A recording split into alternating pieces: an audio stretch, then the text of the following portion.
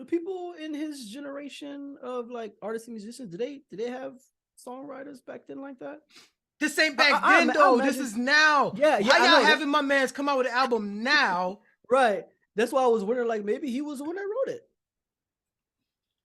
Maybe he was the one that wrote it. I don't know. I don't know. You gotta have friends that actually love you, dog. This is a judgment of your friend circle, right? It's those people that go on American Idol that are absolutely horrible. And at that point, I'm like, this person doesn't have anyone in their life that actually fuck with them. Not really. They have family, you know what I mean? They may even have a spouse, but they don't really fuck with them to like be like, bruh, this ain't it. No, Smokey. I mean, Smokey, but what are Smokey, you my guy. But as a friend of Smokey Robinson, what are you gonna tell him? You gonna be like, nah, Smokey, that ain't it. Yeah, dog. If you really fuck with him, bro, that's equivalent to being like, to walking up to Jordan and being like, yo, Mike, that ain't a good shot. No, man. You know, if Jordan, what? I'm talking about today. If Jordan go out on the court today, that's fair. I'm gonna say that to him. But Jordan today would still look at you crazy. even Jordan today, he would still look at you crazy. You know what he was saying? He was like, I got 6 rings. What are you talking about? We're talking about today, sir. Today. You gotta go out there today against Steph Curry. Right. This nigga's gonna dribble through your legs. Yeah. Bruh. Like literally through your legs. Oh no, man. Bruh. He may not have honest guys in his corner. There's AD out there. He's healthy right now. Jordan.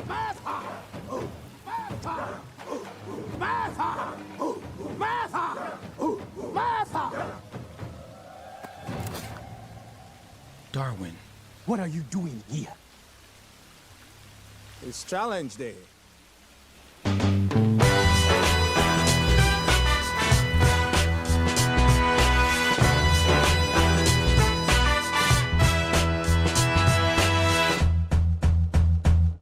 Yo, welcome back, challengers. This is season 2, episode 3 of Challenge Day. I'm your boy Jeff, not Jeffrey, and that's my brother Darwin. That dude Darwin. You see, he already started the show turned up, so you probably already know what kind of show this is going to be. So we definitely got a lot for you guys today. So we're just gonna jump right into it. But what you got for me? What are some throwbacks that you'd like to address? Well, first of all, up top today is May 7th. Thanks for joining us. And we are at 202 in the mass shooting count for the year. Just a heads up about that. Again, reminder that a mass shooting is going to be a minimum of 4 victims. We're not counting the assailant. And usually this doesn't count familial shootings or gang violence, but we're at 202. All right, and it's only May 7th. Right on. So other than that, couple of things that's been on the radar. I don't know if we covered it before, but this is kind of tangential. Ezra Miller. All right. Ezra Miller is the new Flash, right? In the DC universe. And you know, I really didn't like him. And that his as Flash? As Flash, what was that? Was that really? Batman versus Superman? Was that one? That was, I think it was the Justice League. Yeah. Batman versus Superman and Justice League. Yeah, I think his first appearance was there. And I was like, like personally, I want the main guy, the guy from the TV show, to play Barry. I've heard quite a few people say that. I wish they did some drawing like that. But DC got it right. The Daredevil from the TV show, which is dope ass TV show, is the Daredevil in the MCU. That's what I'm talking about, bro. Get that shit. They know how to fucking build a fucking Daredevil brand. in the DC universe. Yeah, in the DC. No, the Daredevil in MCU. The Daredevil in MCU. Oh yeah, you're right. Daredevil in MCU. Yeah, that's right. Sorry, but MCU knows how to do it right versus DC. MCU does know how to do it right. That's what makes it, and that's what makes it excellent with MCU. Yeah, they know MCU knows that they're building from day one. They're like, okay, we're setting out to build an empire. Yes. DC was like, oh, we're gonna create projects here and there. That's what DC was like. The fucking continuity is all fucking. Yeah. Anyways, I didn't like him being the Flash. I wanted the TV show guy to be the Flash. Mhm. He's great. That show is great as a TV show. Fucking like a CW budget. You know what I mean? Like fucking good show. Great That's show. impressive. Great show. And they have like freaking like fucking 20, like something like 20 episodes per season or some shit like that. They've been out for six fucking seasons or something. Oh, that's pretty good. Anyways, this movie is coming out. And Ezra Miller has been all kinds of fucking problematic in his history and his past. There's been all kinds of allegations against him for years. We're talking about violence on a fan. We're talking about sexual harassment. I think there's a sexual assault. Apparently somebody had I don't know if it's accused or I guess accused of sexual assault in the past. All kinds of drug addiction issues. But this movie is still rocking. And most recently, it's still stand by him. And most recently, he choked out a fan. Yeah. Recently. Yeah. He choked out. And so the story, I don't know whose perspective, I guess. I don't know. I think here's how the story goes. This shit sounds wild. So apparently she was joking with him about, you're kind of smaller than I thought in real life. I think I could take you. Yeah. That she said that, I think I could take you. And then like, he just apparently, allegedly. Like that Jordan meme.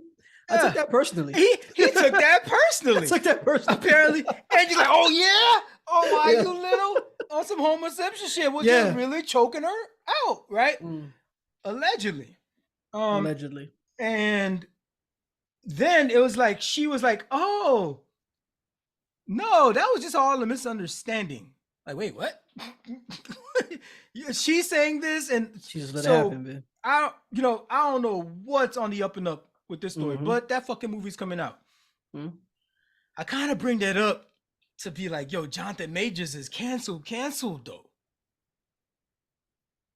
No, the math ain't mathing. I'm not trying to excuse Jonathan Majors. It ain't mathing. I'm not trying to excuse Jonathan Majors because again, I don't know exactly what's going on over there, but it ain't smelling right with Jonathan Majors. Yeah. But like, I know none of the facts came out. I know there's a lot of speculation. There's a lot. I know we haven't been in court yet or anything. Like he got arrested. Is there a court date or something? You know what I mean? I haven't nothing about an arraignment or anything. Yeah. But regardless, before he got a chance to be proven guilty, all his shit is canceled. Yes. All his shit is fucking canceled. Off back. And this dude is still rocking out. Like all kinds of like wild shit. You know,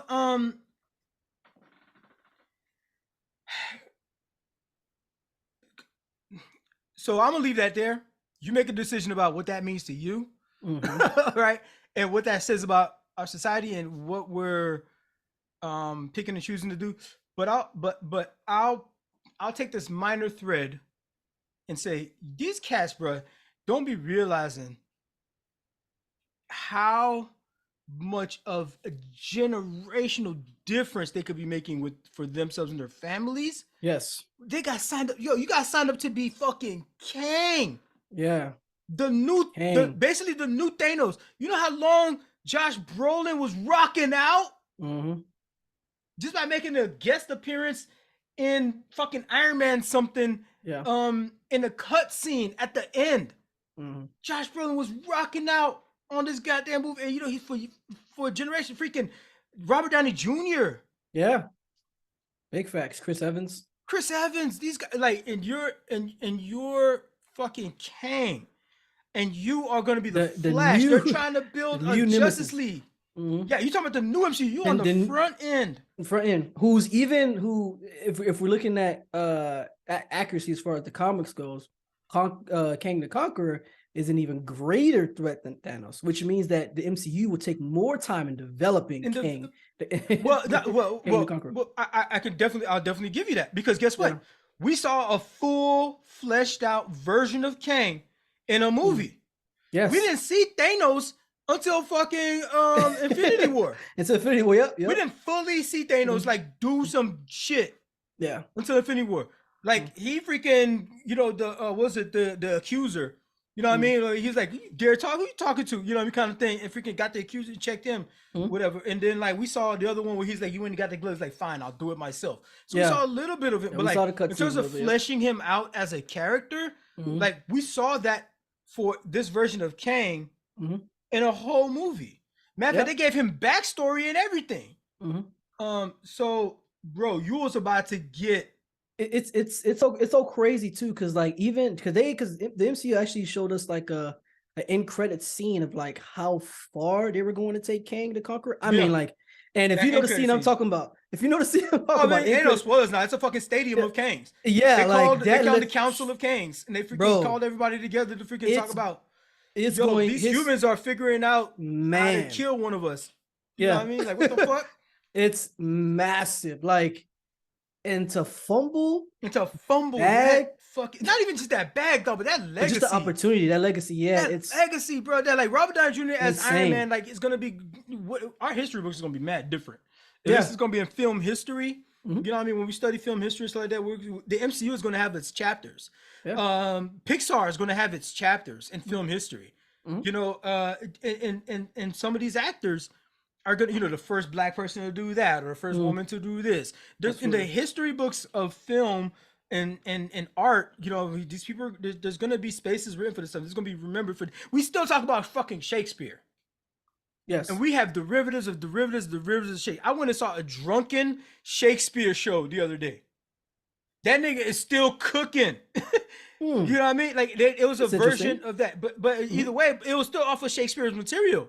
Yeah, they pretty much told the drunken history of Macbeth. It's pretty much what the show was. Okay, never heard that before, but that's interesting. And so, bro, stories like this could be told for a long time, and you could be that person that helped carry that legacy because knowing that you have that identity. Pierce Brosnan.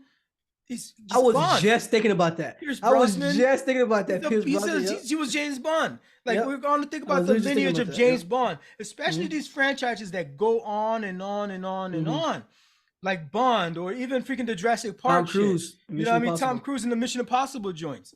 You're right. The freaking John Wick now. John Wick. You know what I mean? Like going crazy. It's going crazy. Going crazy. Freaking Vin Diesel. You know what I'm saying? Yeah. It's like they about to turn this last Fast and Furious movie into a two-parter. This is how big that franchise is. That guy, you're gonna have to tell a story of Fast and Furious in the history books of art. So, anyways, Jonathan Majors and Ezra Miller, bro. If I was in their position, I'm sorry. Like I have to protect that fucking opportunity as much as I can, and I can't even have even a hint of impropriety. Which brings me to another throwback. Clarence Thomas, even more shit has come out about this guy, and he's just bought and paid for. The kid that he adopted, his nephew, they have the receipts of showing that this rich dude paid for his private school tuition. Straight up. There wasn't even no middleman. The nigga just went to the school and paid him. Not even trying to hide it. Check. Not even trying to hide it anymore. That's crazy. Not even a middleman. And it's found out that this dude, what the fuck is it? Is it Powell? What is this guy's name? What is Clarence Thomas billionaire friend? That's what it's like. Harlan Crow. Harlan Crow is this nigga's name. Right. He sounds like a fixer. But his billionaire sugar daddy is named Harlan Crow. And we'll look it up and we'll put something in the show notes or something like that to figure out what this whole tie-in is. But the dude he's bought and paid for. He's got his own Supreme Court justice. And remember, I told you he had a portrait done of that dude, of Clarence Thomas at his crib. He got a portrait of Clarence Thomas at his crib. It's insane, bro. This dude has a Nazi fucking he has the Mein Kampf autograph copy. This nigga got a statue park of all these dictators and fascists. I don't know how much more you need to hear about this guy. Clarence Thomas has got to go. Yeah, but he ain't not gonna happen. Mm-hmm. And by the way, this billionaire has had, and his business interests have they've had cases that have gone to the Supreme Court while Clarence Thomas was there. So I don't know. I'm not saying it was specifically signed. However, he voted at the end of that. But while you was hiding that dude, though, you was hiding the son, or you was hiding the dad. You know what I mean, on some reverse Drake shit, right? Yeah. So, dog, you're a Supreme Court justice now, my G. Like, you are set for life. Like, it's like lifetime appointment. Lifetime appointment, bro. Like, don't fumble this shit like that. What the fuck are you doing, my guy? You know what I mean? What the fuck are you doing? All right. So that's another person that is just like fumbling their fucking opportunities, right? And just fucking doing allegedly still, because again, nobody's found guilty in a court of justice just yet. You know, that shit don't smell too good for none of them. Right? But Clarence Thomas is never going to get, because he would need to be impeached, and that's not happening. The you know what I mean, the Democrats don't control. He's been appointed by. He's a conservative. It's never happened. So it's just a wrap. It's just a wrap. You know, he's above the law. We talked about this before. These are people we've identified that are above the law. The other thing, real quick, throwback. This is a long ass throwback. This is so far, but the Dalai Lama, nigga, what you doing, bro? He is wilding, bro. What?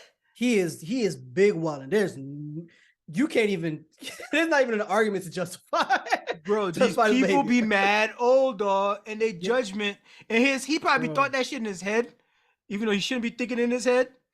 But he thought it in his head, and he fucking said it out loud. And then he caught up to the fact that he was out in front of in front of everybody. So it's like there's a part of like of ability to kind of like forgive some of the action, because it's like. Was he really? He couldn't. Could he really be on a sinister objective here if it's in front of all of us? But I don't know, bro, because Trump has taught us, though, if I do this shit in public, it ain't a crime. You know what I mean? Like, he does a lot of shit. He does a lot of shit in front of everybody because he says it out loud. Russia, if you're listening, he was on the debate.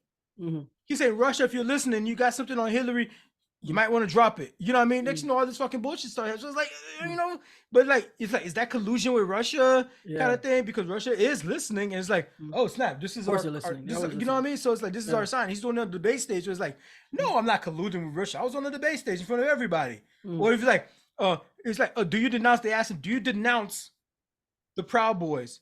And he was like, I denounced them, but stand back and stand by.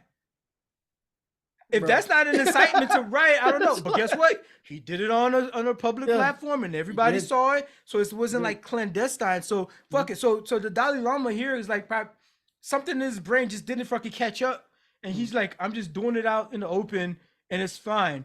Which is what would be tantamount to fucking molesting a fucking child. Yeah. That was that. When I read the report and I saw the video, I was like, nah, this has to be ChatGPT, right? I was like, no way is this real. This gotta be AI. That's the Pope robe. That's that Pope robe, bro. That Pope coat. So I was like, no way. And then I saw other reports confirming it. And I was like, these are some dark days, bro. Like, this is crazy. Like, I'm like, how could you? Like, how could you see such a thought? You know what I'm saying? Bro, like, I don't know. That's kind of how I saw it. It's just like, man, bro. The Catholic Church has. They've been wilding for a long time. They've been wilding for a long time, fucking with these kids. Absolutely. All kinds of reports. Again, what they do is they bounce these bishops and they bounce these priests from church to church, from jurisdiction to jurisdiction. They go to do a sabbatical in Rome somewhere. You know what I mean? Hide them out and then freaking plant their asses somewhere in Calabasas when the heat dies down. Yep.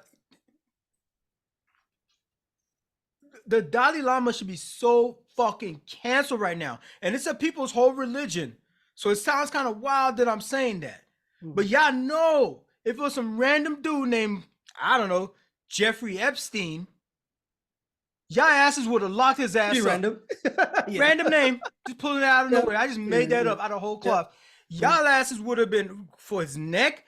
Y'all asses would have locked his ass up. He would have been canceled. Because it's a touchy thing because of the fact that like you mentioned, it's a widespread religion. And the Dalai Lama this is their infallible fucking leader. Yeah. But it's not just the person itself. It's the position of the Dalai Lama, right? There's so much reverence towards that position.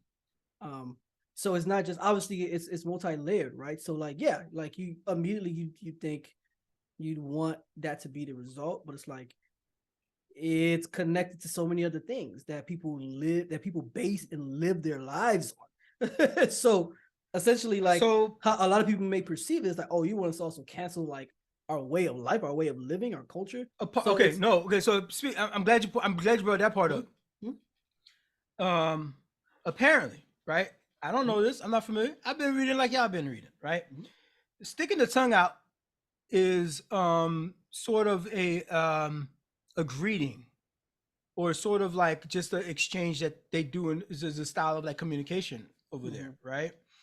So you stick your tongue out, or whatever, you know what I mean? That's kind of, hey, say hi. It's kind of like a show of respect or something. I don't remember exactly. But my G, where's the fucking tongue sucking part come from? Yeah, the tongue sucking part is where does that come from? Yeah, that's where is that part? Nah, bro, I don't think. Yeah, I'm like, y'all stretching that bit. Y'all stretching the whole tongue. Yeah. I don't think that's in the manuscript. It stretches. I get it, but that ain't stretching enough, bro. Yeah. Where does suck my tongue part come from? Yeah, that part is bro. It's like, nah. I saw George Santos, not George Santos. What they call this dude? The governor of Florida, DeSantis. DeSantis, during the this was 2021 or 2020 or something like that. He was doing some press conference, and they had some kids from some school there in the background, right? Just kind of like as like a photo op or some shit like that, right? Yeah, sure. And he walked up there to the booth, and he's like, "Why do y'all have those masks on? Take those masks off. Stop it. Take those masks off. Stop playing." He bullied them. These are kids. They're like 15, 16 years old, and they're all like, humming, and they all took their masks off. So he could stand in front of them to give this fucking speech about how he's opening up back the schools or some shit like that, right? How I'm tying that in is that these kids came up there with masks on. They parents told them, put these masks on, go to school, right? Yeah. Keep your mask on all day. And they might have themselves felt more comfortable. At least, hey, I can go to school. I want to go to school now. I'm going to feel more comfortable wearing my mask, right? This is fucking like early in the whole pandemic, right? But them kids quickly took off their mask. So when you're a child and an authority figure like imposes himself on you like that, like you tend to quickly like comply. You comply, and just because like he's an adult, then you find out, you learn the implications what a governor is. This is a powerful person, right? And he's like kind of scolding me, take that mask off, and boom, you just do it. So you're this kid, 14 years old. Was he? I don't remember exactly his age, but he's a kid. And the Dalai Lama's like, he's like, stick your tongue, greetings. He gave me the hug, and he said, "Now suck my tongue." Like, there could be, and that kid in that position could just like panic real quick, just like comply. Yeah. Comply. You know what I mean? Like, oh, this is weird. I don't know. Am I supposed to do it? Is this part of the ritual? I don't. Anybody, like, ain't got no chance to ask no questions. Mom is like not here because she's way back there somewhere. You know what I mean? They brought him up, and so he complies, and he fucking does that shit. That's a fucking violence. What if he did it? Yeah. What if he had did it? What if that kid had did that? What the fuck would we be saying? Would we be excusing that? Will we stretch it that much further? So fucking that shit is wilding. There's no excuse for that shit, and there's nothing that can be done again above the law. Whatever laws they got there, whatever got here internationally, he's gonna go do another fucking tour. They be doing tours. The Pope be doing tours. Dalai Lama's gonna go another tour. He's gonna, what I mean? It's like, we're gonna forget about the whole thing that he fucking asked this kid to fucking suck his tongue in front of a fucking million people. You know what I mean? And by now, 1 billion people have seen it, right? Yeah. Dalai Lama's tripping. Jerry Springer died. So this was kind of shocking news. I didn't even know I mean, I feel like we're getting into the age old, where though. like people are just like dropping off. Yeah. We're getting that age. It's funny you mentioned that because I actually heard somebody say literally the same thing like yesterday. It's like we're getting older and we're just getting in an age where people are just dying. Yeah. Like, and it's not like obviously both of you and I are still fairly young. Like we're not But I think, but it makes me think that everybody that has been around this age before us, they saw the same thing when they got this age. They were, late 30s, 40s. They start seeing people dying off that they either in their family or these celebrities that they kind of grew up with, these artists, whatever, colleagues and stuff like that. It's just so weird. But Jerry Springer, not that he really meant that much to me personally. I'm sure he, of course, his family loves him dearly. So, condolences to them. Let me tell you the significance of Jerry Springer real quick. Yeah, he was a cultural phenomenon for toxic relationships. Yeah, that's what he was. He was. He left a footprint. Yes, but I'll tell you what. When I was, if I happen to, be home from school on sick day or something like that, and you got a chance to highly entertaining see Jerry Springer on daytime, you know what I mean? Like you throw that bit on with all these soap operas that's going on, and then oh snap, Jerry Springer. People be fighting on there, you know what I mean? And you might see a blurred out titty. Yeah, so, back in the day, so, it's like snap, in the middle of the day. This is what's be going on TV in the middle of the day. Wow, mad exploitive. Because we saw black couples and black people at the worst time. Saw a lot of white people at their worst too. We saw a lot of white people. I ain't never see so many like just like angry and like poor white people. It was strange to see that. I'm not gonna lie. It's like a lot of poor white people. You know what I mean? It's just like they got some like petty ass beef or some shit about some dumb shit that they freaking escalating like crazy on the show. So, but he did have an impact. He had a footprint. Jerry Springer did. He was a politician before he even got to host a show. He failed at that because of some scandal that he had. But shout outs to him. He owned it. You know what I mean? Or just like, okay, I owned it. I did this. Well, I don't remember exactly what it was, but he's pivoted later in life and able to find this footprint in this space as toxic as it was. But then other people started actually like kind of like copying the format a little bit anyway. You know what I mean? So he was relevant.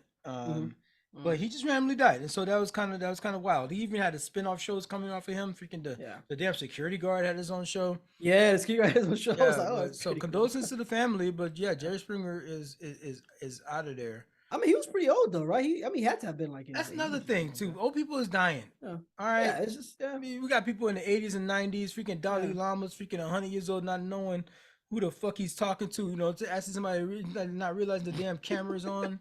These old ass fucking people, man. They need to just go chill somewhere, man. Go in a hammock. You got your retirement age, man. Go relax. Give up the power, man. Absolutely. The last but not least, bro, Russia really tried it. I think these niggas really tried it. They always gonna try. That's one thing about Russia. Tried it. They always gonna try. Man, I saw this footage. I saw this headline that joins like drone attack tries to assassinate Putin. I was like, oh snap, yo, they going for the neck. Oh snap, who's doing this? Right. So I'm looking, right, I'm going online reading articles, whatnot, and then I finally saw footage of this shit. I was like, but Inside Job has never smelled so funky. Inside Job has never smelled so funky ever. Like that was come on, man. We got ChatGPT now, bro. The algorithm could have done better. Absolutely. I saw the video. It looked like somebody's like Walmart drone crashed into the dome of a little building. The shit caught fire. The drone did. The actual drone itself, yep. And that's it. And it burned for like 8 seconds and it was out. The building was like, huh? What was that? What was that? The building was like, huh? Yeah. Okay, I guess it was nothing. Yeah. That was an assassination attempt, my guy. Get the fuck out of here. Get the fuck out of here. You think that Nigga, and then you want to accuse the U.S. of doing it? That's wild. You know what we've done? Mm-hmm. There was this one missile. It was I forgot what missile. This one we shot. Was it Al Zawahiri? Those are terrorists, right? Are you talking about that? I know who you're talking about. Was it Zawahiri? I don't remember the dude's name, but Mike, I know who you're talking about. But he was one of the minds that worked with Osama bin Laden at one point. He worked with dang, who else did he work with? I think he worked with ISIS. Well, he might have been ISIS, something like that, but like but apparently he was he's Al Qaeda. It's that's what it was. Zawahiri, right? Zawahiri. So he was the Al Qaeda leader, right? Obama took him out. I believe. No. This is a recent joint. Oh, this is Zawahiri. You talking about the other guy? I'm probably talking about another guy. Yeah, then I don't know. Was it? Because I know he caught him on a road. Yeah, Obama took him out. But this dude is Zawahiri. So he was killed. We struck this fool with the Hellfire missile, right? And so the way this missile set up, this particular one set up is that it doesn't explode. It doesn't have an explosion. It's so fucking, bro. That's crazy. The shit drops in and like has blades, like 3 blades that just like go spread out, right? There was no other damage to the building. Just the balcony. Dang. Just the balcony. Boom. And took that fool out. The rest of the house, no damage. Intact. And you mean to tell me we had tried to assassinate you, Putin, and that bullshit is what you got footage of as evidence that we tried to? Get the fuck out. If we wanted to take that nigga out, he would have been out. Oh, for sure. You know what I'm saying? Get out of it. And Ukraine ain't gonna try to do that shit. They ain't got the capability to, first of all. For sure. Right? They ain't got the capability to get that deep to the fucking Kremlin. Crazy missile, bro. That shit was that precise. That's wild, bro. We dropped that bit from a drone. That's crazy. And they ain't talking about a drone itself blowing up in the building. Nigga, we need that drone. Yeah. We got these ordinances that we could drop in your way. What the fuck are we going? Oh, that's just so rudimentary. That's so disrespectful, kind of. Really, is what it is. That's disrespectful. So to say, and the point of it all is propaganda. To have a reason for Russia to escalate. Yeah, that was the purpose of it. It's to have a reason for Russia to escalate the fucking war. And so it's like, oh, they tried to assassinate me, and so now Putin could feel justified to do some like a mini nuke or some shit. Or blow up one of the fucking nuclear power plants in Ukraine or some shit. Be like, oh, because they tried to attack, so you can feel like he's properly escalating. But bro, you gotta be a better showman than that. Yeah. Come on, man. Bro, the AI would have give you a better fucking plot than that one. But again, you that said shit was weak. His purpose was just to incite. But he ain't convincing nobody. You gotta at least be convincing to where other countries could be like, oh shit, did the US do that shit? Other countries go back, oh shit, you know what? Maybe I was gonna help Ukraine, but I'm gonna pause because I think the US is trying to do some shit or something. You know what I mean? It would do that. But like, you ain't convincing nobody. Yeah, not with that. You ain't convincing nobody with that shit, bro. What's up with your production design? You know what it is? It's the writer's strike. It's the writer's strike. It's so possible. I'm not going to dive too much into that right now. Yeah, but, there's been a deficiency in creative writing. So creative writing. So that's the throwback. Those are a bunch of the headlines. That was the brief synopsis of it. But that's all I got. Yo, is that so I think I seen you wear that last time or something similar. Is this like a hoodie? Y'all niggas got branded merch at the church? Got that merch, man. that merch is fire, man. Hey, it's a fire hoodie though. It's a fire hoodie. Yeah, it's clean. I mean, I could already tell by the drawstrings. You know what I mean? Is that metal on the tip or plastic? It's metal. No, actually, yeah. It's like a metallic kind of joint. Yeah, it's like a metallic. Yeah, it's like a metallic. Okay, yeah. That's how niggas add a little premium touch to that. Yeah, it's like that little metallic joint. It's nice and heavy, and it's thick, it's warm. Yeah, it's comfortable. Okay. Is it actually comfortable though? Yeah, it is. So sometimes you'll have like a heavy hoodie that just feels very uncomfortable to wear. Yeah. It actually is like it's a decent weight. But it's also thick enough that it's bruh, pretty good for I I'm looking at. I got a whole nother fucking story to tell. After this, but I mean, I've been building up my hoodie game and my sweatsuit game, Big facts. and like I've been doing the same. It's big facts. But here's the thing: it's like I'm like, is this just? But I still been being able to wear my shit, and like it's freaking May. Yeah, it's May. You know what I mean? I'm in a hoodie. I'm in a full sweatsuit. You know what I mean? A jumpsuit.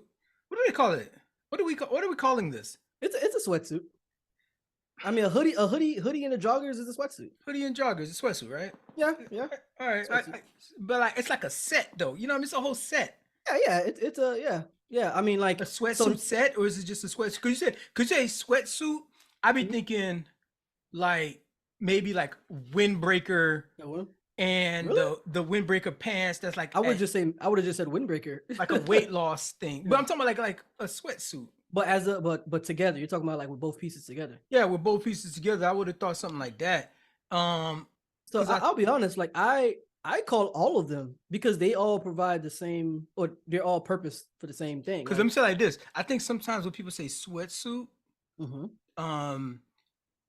it don't always denote a full set. Really? You might just think of like the upper. Okay, I can understand that. When I say sweatsuit, that's how I mean, that's kind of how I perceive it. You vision a full set when I say the word sweatsuit? When someone says a sweatsuit, I'm thinking of a hoodie and pants. Okay, that's what always comes to my mind when I hear it. Okay, so I to wrap that interesting. To wrap that up, it's like, we can like, so the fact that we had, if you are doing this too, we're both like, getting our collection a little bit bigger for our sweatsuits. The weather is providing that opportunity. We're still able to wear it because this climate change shit is different. Like people gonna have to really figure out the shit that they're doing, like even down to the wardrobe level where it's like as much shorts and shit. Dog, living in Miami, I had how many shorts and flip flops. I probably wore flip flops once up here, like going out. You know what I mean? Florida, we all, and I know a lot of other people look at this shit as tacky as fuck when they see Florida people, but we be like I've gone out in a button up, you know what I mean, sleeves rolled up with the jeans on and flip flops, and was looking fresh. And that's what we was. That's what we call fresh. I've done that too. I've done that before. But like they don't do that up here. You know what I mean? They don't do that. Yeah. Like we do that in Florida. So it's like, it's a whole different kind of wardrobe setup. But like that particular, my particular wardrobe when I was living in a place like Florida incorporated a lot of short sleeves, a lot of shorts. I didn't wear longer socks. You know what I mean? Short socks, because like you're trying to stay cool. You know what I mean? Like even in the night when you're wearing like some jeans, that shit's tough because you have like some 70-degree nights in Miami. Dog. Yeah, but you do it for the fashion, right? Facts. Yeah, yeah. So nigga been building up his sweatsuit game, and the weather has been cold and colder for longer. So that means so now it's like basically from September to May. September to May, it's sweatsuit season. It's sweatsuit season. I'm about to have a couple of months there maybe where I'm just wearing shorts and a t-shirt or something like that. But and matter of fact, it's not only is it sweatsuit season, it's hardly jacket season. Hardly. Like I didn't even wear my my pea coat at all this winter. Really? My pea coat, I didn't wear it at all. I wore. There was a day or so, a couple of days or so, where I wore like more of my heavier jackets for sure. I don't know if I just didn't go out that day or something like that, or just in the crib or something like that. But I didn't wear my pea coat at all. But it's also a little different for you though, because you kind of, I mean, you Navy guys, y'all don't feel weather, so that's whole different. I still get cold, but like it wasn't that serious. Oh no, I can't tell. Man. So I mean, the one time, matter of fact, I was gonna say the one time I was wearing my snow jacket, mind you, was when I went snowboarding. Yeah. But even then, it was probably still pretty warm. I took that shit off at one point. Yeah, because it wasn't even, because they didn't even have real snow at that time. It wasn't even real snow. It was the machines. It was the machines fucking blowing the snow. So it's like, and it was still pretty warm that day too. Yeah, so I took the jacket off. I took pictures with the jacket off. I'm just like, so the sweatsuit game might be that perfect, like it's right in medium, it's right there. Especially if you get a good quality one that's like not heavy. So like if it is a little bit colder, maybe you just wear an undershirt. You know what I mean? Which plays no difference in the appearance that you're trying to, put out because it's an undershirt and it keeps you a little bit more insulated. So I actually wanted to add this real quick. What I've discovered for me recently that's been like a go-to fit because of how the weather has been. It's been a hoodie, some sweat shorts, and some sandals, or like some Crocs or something like that. Around Maryland area. Yeah, no, just getting out the house, like just going somewhere. That's been my go-to fit, like a hoodie just like this, a regular hoodie like this. So but wearing some shorts. Okay, so one point of critique. I used to travel. I used to go out and I used to be in the flip-flops and slides and stuff like that. But just like I told you before about, I had to teach you this lesson once about not putting your hoodie on over your head while you're driving. Right. You remember me telling you that? Yeah, I do remember. Because like that fucking peripheral, when you turn your head, it kind of like, so like you take the actual hoodie off. The other thing I told you, I don't know if you remember this one, was to keep a pair of shades in the car. Always. Absolutely. Keep a pair of shades in the car. Always keep your shades in the car. That fucking sun glare. People, these shades in the car is important. You're not just doing it just to look cool, whatever the fuck. You're like literally like sometimes you driving east or a particular direction. You know what I mean? The sun, or you driving west. You know what I mean? And like the sun, in the car that sun is right there when you're driving on with that that road there. So you gotta keep a pair of shades in the car. So the other thing, the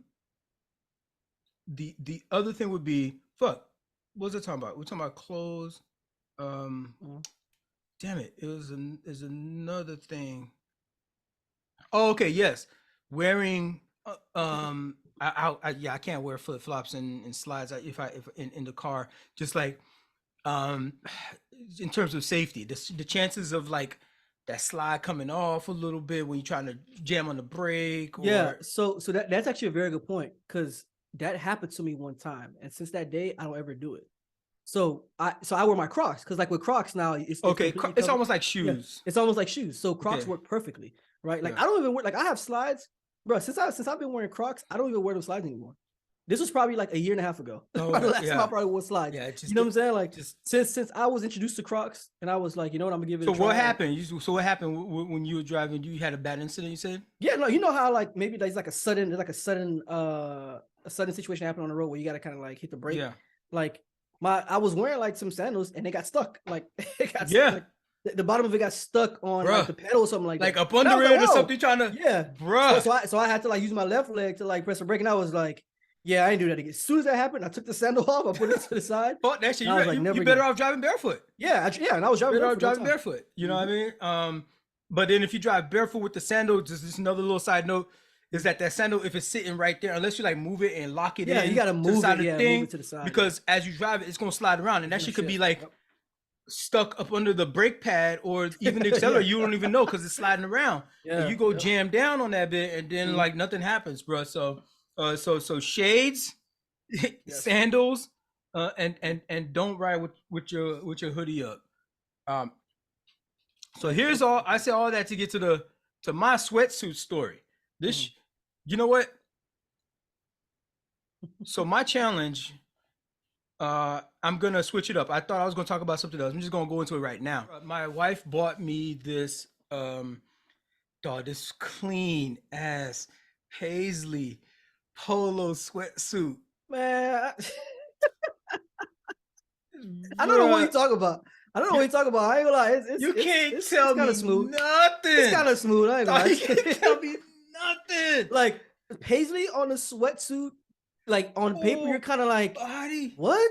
But then when you see it, you're like, okay, it worked out. And it got the gold emblem right there. Yeah, it worked out. Yeah. Oh, that shit's so fresh, right? So I'm like, all right, boom, I got that bit, and like, I'm like, it's almost like, so this is the thing with the sweatsuit game. It's like this shit is getting nice and nice and nicer. So it's like the type of thing where like it's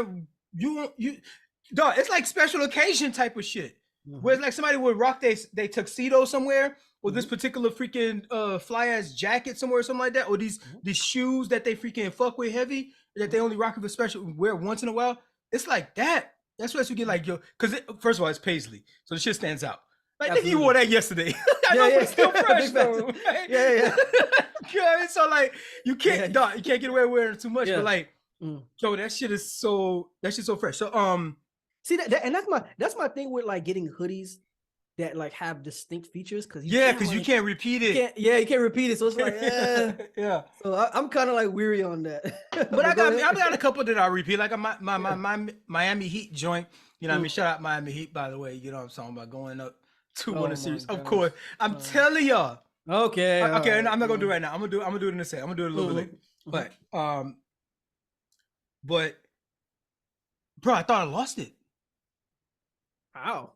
I thought I lost a whole fucking set, because I think the whole set. That's in crazy. the because I keep them together. You know what I mean? Like all my different sets, I keep them together. And so you know, either I'm gonna take it with me, or I rarely, every once in a while, I might mix up a top and a bottom. You know what I mean? But I usually keep them together. So, and I was looking all over the crib for it, because like I don't have a centralized place with all my clothes and shoes, right? Okay. I split it up between a couple different closets, because I have different purposes and different spaces. So like, for example, down here, I keep my workout gear, my workout stuff, you know what I mean? So, bro, I was looking all over the place where I thought it should be. I keep all my sets at, and I could not see it, right? It was going on for like a day, and then another day. I even hit up my boy. And so the best thing that I thought it could be was at the cabin when I went snowboarding, because I think I took it down with me. Okay. So my boy who owns the cabin, I was like, yo, did you find a sweatsuit? You know what I mean? A set? I keep wanting to throw the word set in there, man. This whole sweatsuit thing, I don't know about if it like fully, you don't sit right with me, but somebody out there gonna have to like let me know what that's what it is. All right, it just don't feel right on my tongue. Yeah, okay. But and he was like, bro, I'm not gonna go back down there. Like they like Airbnb it and all that kind of stuff when nobody's using it. And he's like, I'm not gonna be back down there till August. I was like, fuck, I think that's what it might be. I think I had like hung it in the closet. And I was like, fuck, I think it's shit. But this whole story, the whole point of this whole story is to talk about how that shit did a fucking number on my mental health. Really? That shit did a number. Like, this shit will fucking creep up on you if you're not fucking like looking out for it. If you're not proactive looking out for this fucking shit that would like turn your mood sour. That was just like your interactions with the other people. Like, that's true. My wife kind of knows I was acting a little funny for a couple of days, because that shit was like, first of all, she got it for me as a gift. Yeah. She wasn't putting no pressure on me for that, you know what I mean? About me losing it. But I was, you know what I mean? And the shit was fucking fresh as fuck. I was like, oh my God, am I got to I'm like, I'm gonna buy it again. Yeah. Like, if this thing is lost, I'm gonna buy it again. Absolutely. You already made your mind up. I'm gonna go look at I have to own it. I own this thing, and it was in my life, and I fucking goofed, and thank goodness I had the means to fix a goof like that. But there was no way I was gonna spend like the rest of my life without rectifying that bit. Right? I had to make things right. I like, no, there's no, I just have to be more diligent going forward. Whatever. I was gonna say like, that's so dramatic, but I'll put an air tag on that big going forward. It really do be, yeah. Sometimes it's like, yo, I have to resolve this. I can't live the rest of my life without resolving. So that shit was just fucking with me. It made me a little bit like more, that sometimes.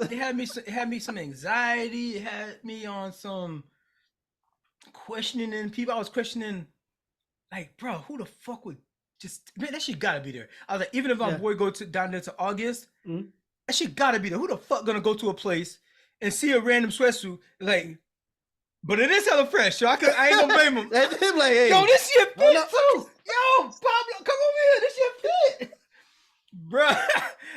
I'm thinking, Darwin, would you? And then I started thinking about all the times I've done like little nitpicky, petty bullshit like that in my past. I was like, damn, that shit came back on me. Oh, you see? I was like, damn, why did I do that shit when I was 17, bro? No, that shit had my mind all kinds of twisted, dog. I was like, my funny. wife got me the shit for I think it might have been It was Christmas. It's Christmas, yeah. and like I just lost it. Somebody got me a gift, and she gonna look at me, and she probably gonna look at me and be like it was a gift. You know what I mean? Like Yeah. I thought I was carefully picked this out, and then you just lost it. You know what I mean? So it was fucking with my head, right? And so as much as I try to be like, oh no, it's fine, I'm gonna find it, you know, in my interactions, or me calling my boy like, oh no, don't worry about it, it's okay. Well, you know, I was like close to texting him.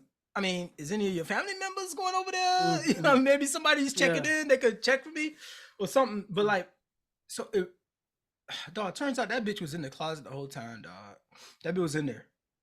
It was just like under a pile. It was just like under a pile. It's not even a pile. It's all folded and everything. It was just like, I looked in that spot, I swear, a dozen times. Yeah, that's the thing. I swear, a dozen times. I know I looked in that bitch. Yeah. So I looked in that bitch a dozen times. I could not, like, nothing. Like, and like, matter of fact, one time I pulled all the stuff out, but it was Let's say like this. Matter of fact, it probably wasn't even tucked in that nice. I pulled it, right? And I never looked at the pile in my hand. I just pulled it so you were so focused on it. I'm sure it was back there. So I pulled that bit. I'm like, ain't nothing there. We good here. Put it right back. Put that bit right back and look this way. Duh.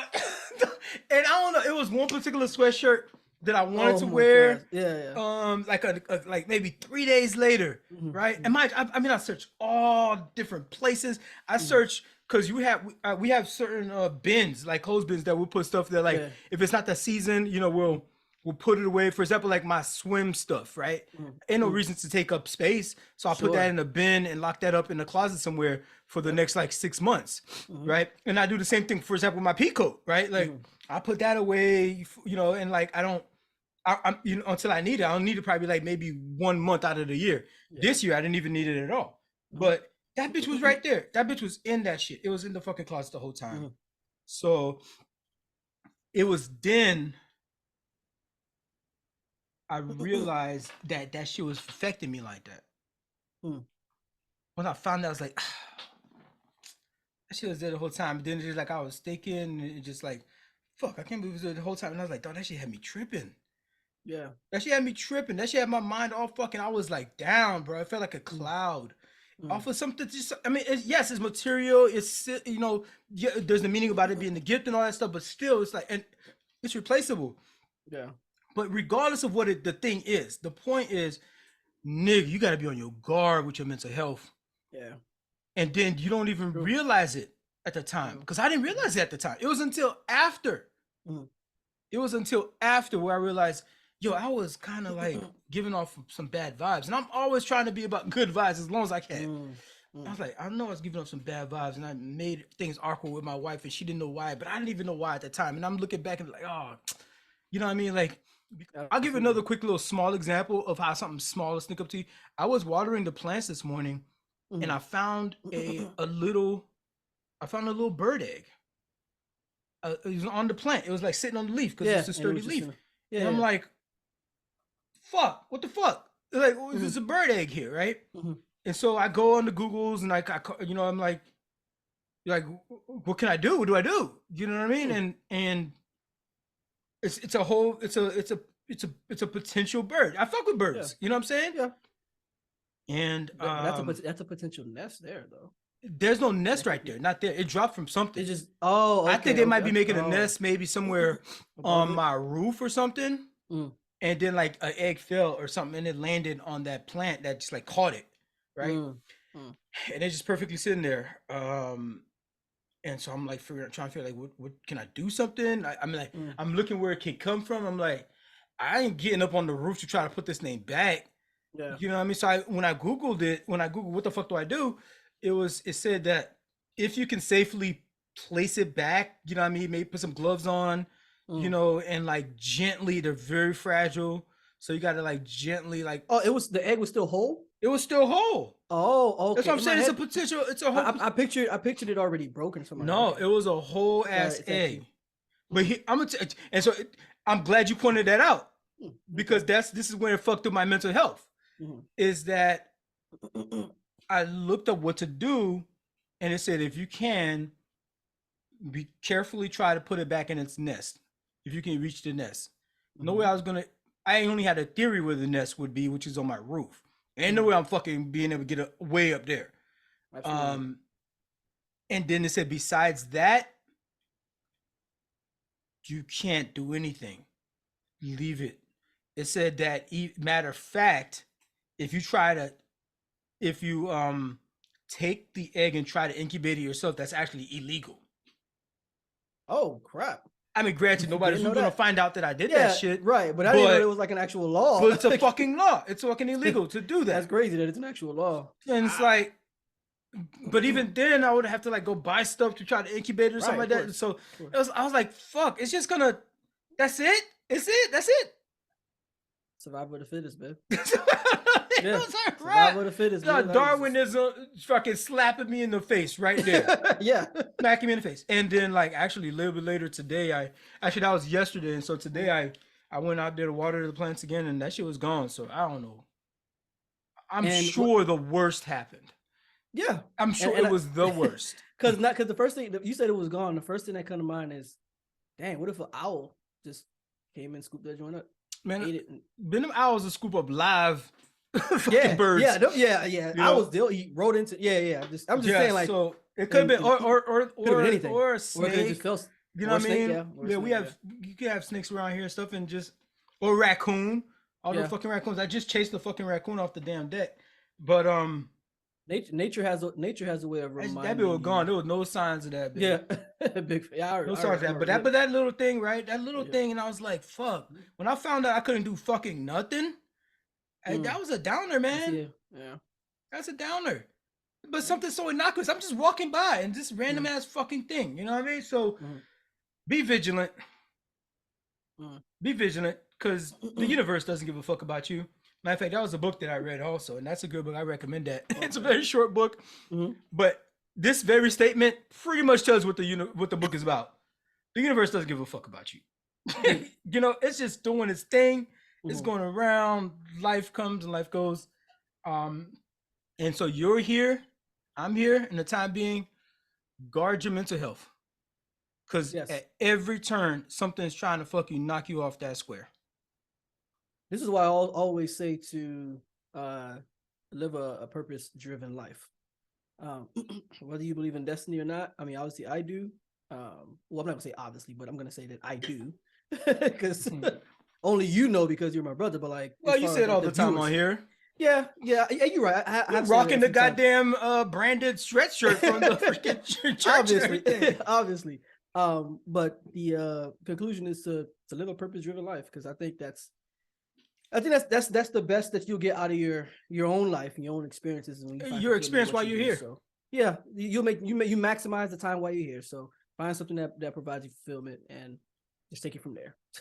So, but that's a gentle reminder of the behavior of nature, of just it's cruel. It's wild, yeah. We call it cruel because we're personifying this entity that's just fucking doing its thing. That's just moving on its own. Even if nature was purposeful, right? Nature's rebuttal would be, I got billions of fucking lives out here on my hands that I'm working on. That's fair. Talking about this one fucking egg? Nigga, nature's like this one egg. Nigga, you know how much you know what I did for evolution? You know how many millions of years I worked on just to get that formula to where we are right now, and I still ain't got it down pat. And you telling me about this fucking egg? And nigga, that's your problem right now? You need some real problems. That's, you know what I mean? Because the universe, the earth, like this shit is big. It's big. And it's ever expanding. And you got not only in population as well.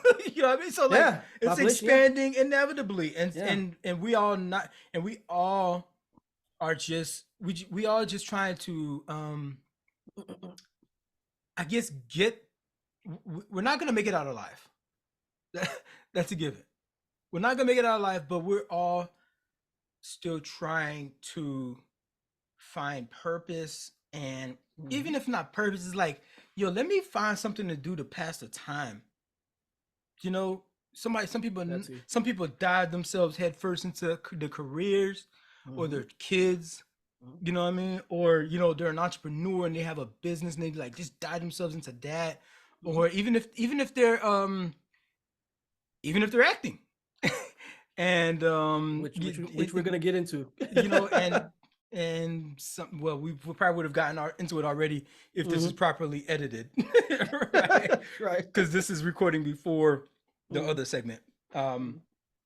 But yeah, so I'm gonna stop right there, and you can find a spot to edit for my challenge.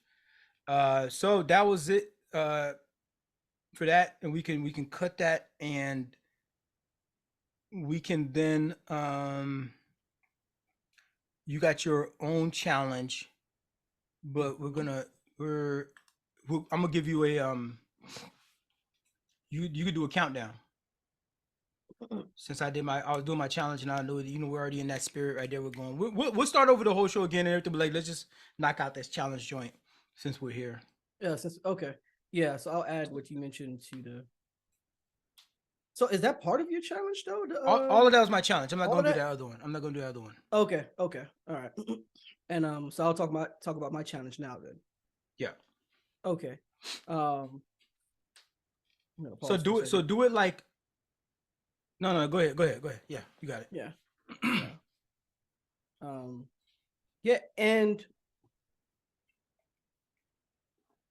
in that same vein, as far as mental health, I think it's actually pretty relatable when it comes to prepping for international trips, at least for me, right? I hate prepping for international trips. I'm excited for the trip itself. Is it that much different for you than Because yeah, I would say a little bit because domestic trip?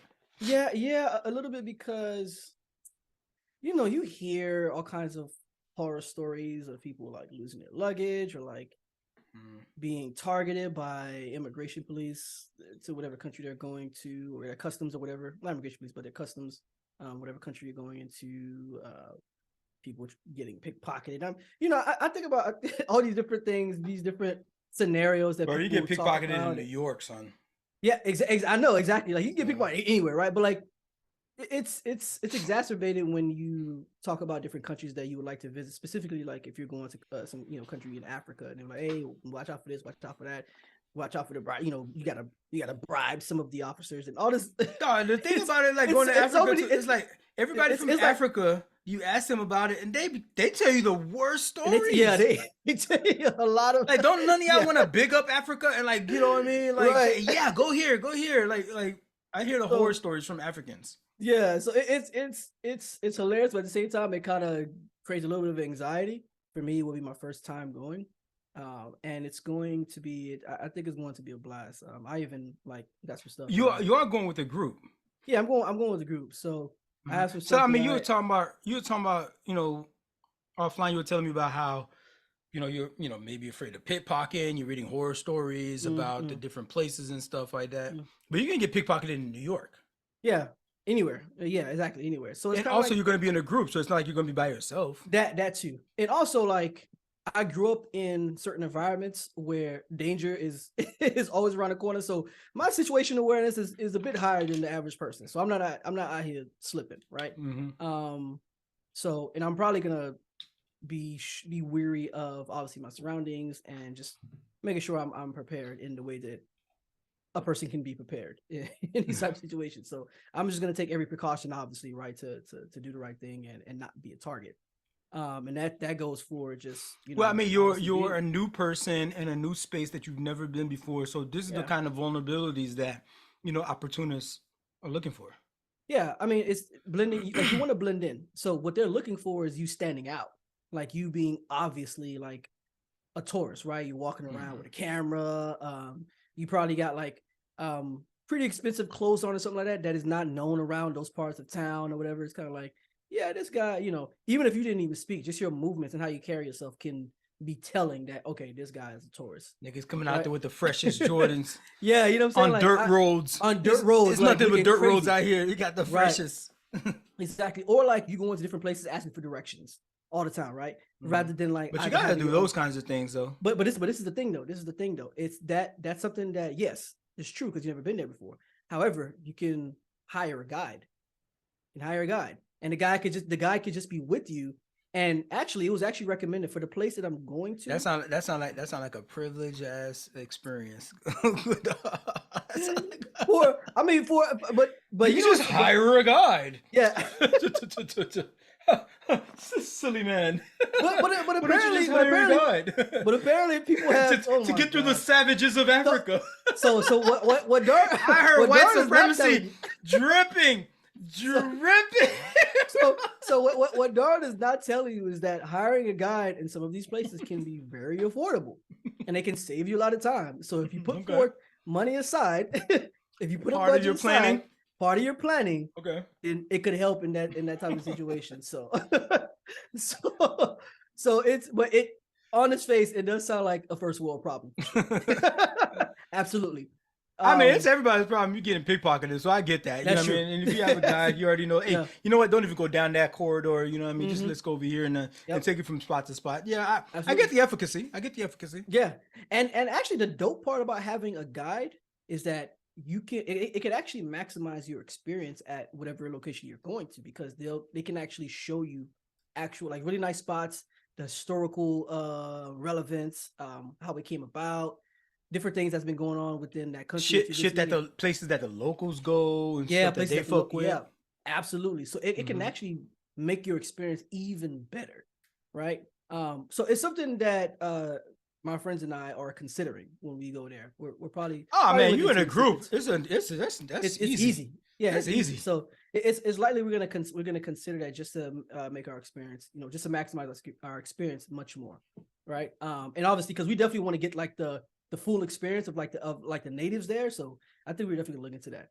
But as far as like the challenge goes, right, in terms of my mental, I just feel like a lot of these things, man, can just be a lot on me. Cause like, for example, I was filling out an online visa application, right?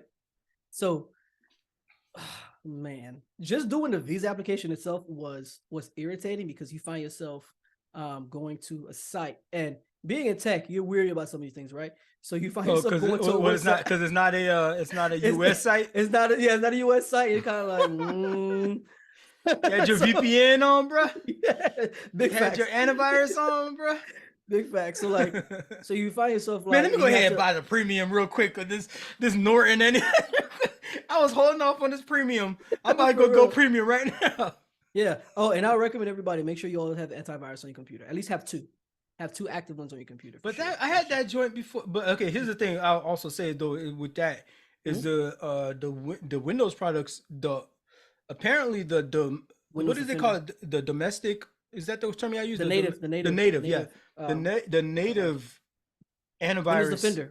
Windows Defender is pretty good actually. It's right here. It is. But I wouldn't. Right. No. I'm saying on top. You're saying add two.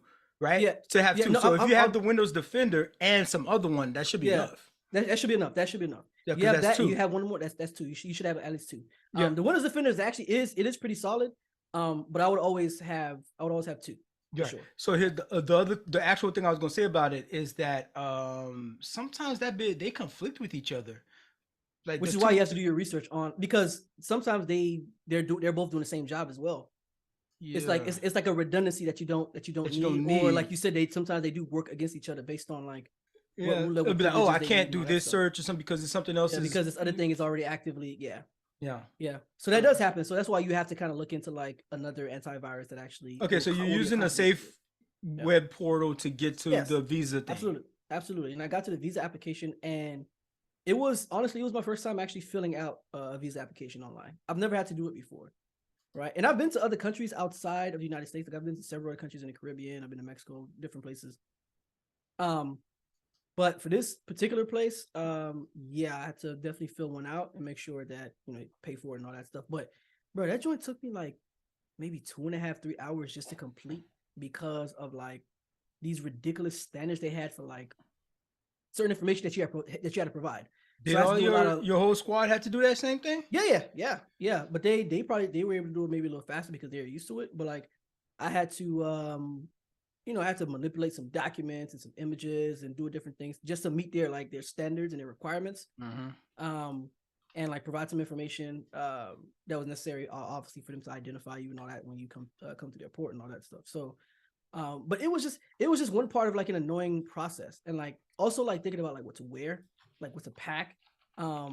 I watched like a bunch of videos of like the climate there and like what to expect as far as like around the time that nature, you're going. around the time that I'm going, and nature. Making sure I know exactly what to bring as far as like health products, and just all these little things you have to like think about, and it's just annoying to me. it's just so annoying to me. So, but it's also a thing of like, because you're going so far from where you live, as far as like obviously you live in the US, you're going so far. It's like you always have it in the back of your head of like, my luggage, right? So what I did in particular is I bought another AirTag, and that's gonna be, I already have an AirTag, but I bought another one just to put it in my luggage, so I can always at least track it. But yeah, go ahead. I sent you an AI fucking travel agent. I saw that. I did. I actually clicked on it and I looked into it. Did you use it?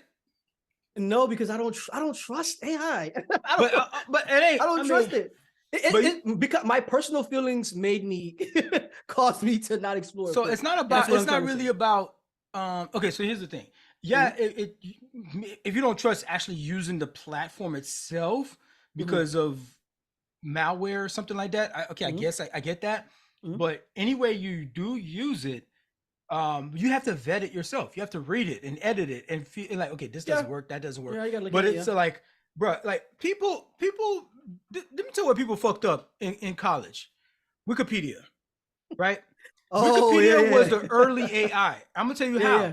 It's because motherfuckers was going on Wikipedia and just copying and pasting shit for their papers. Yep. Like Wikipedia is a great tool.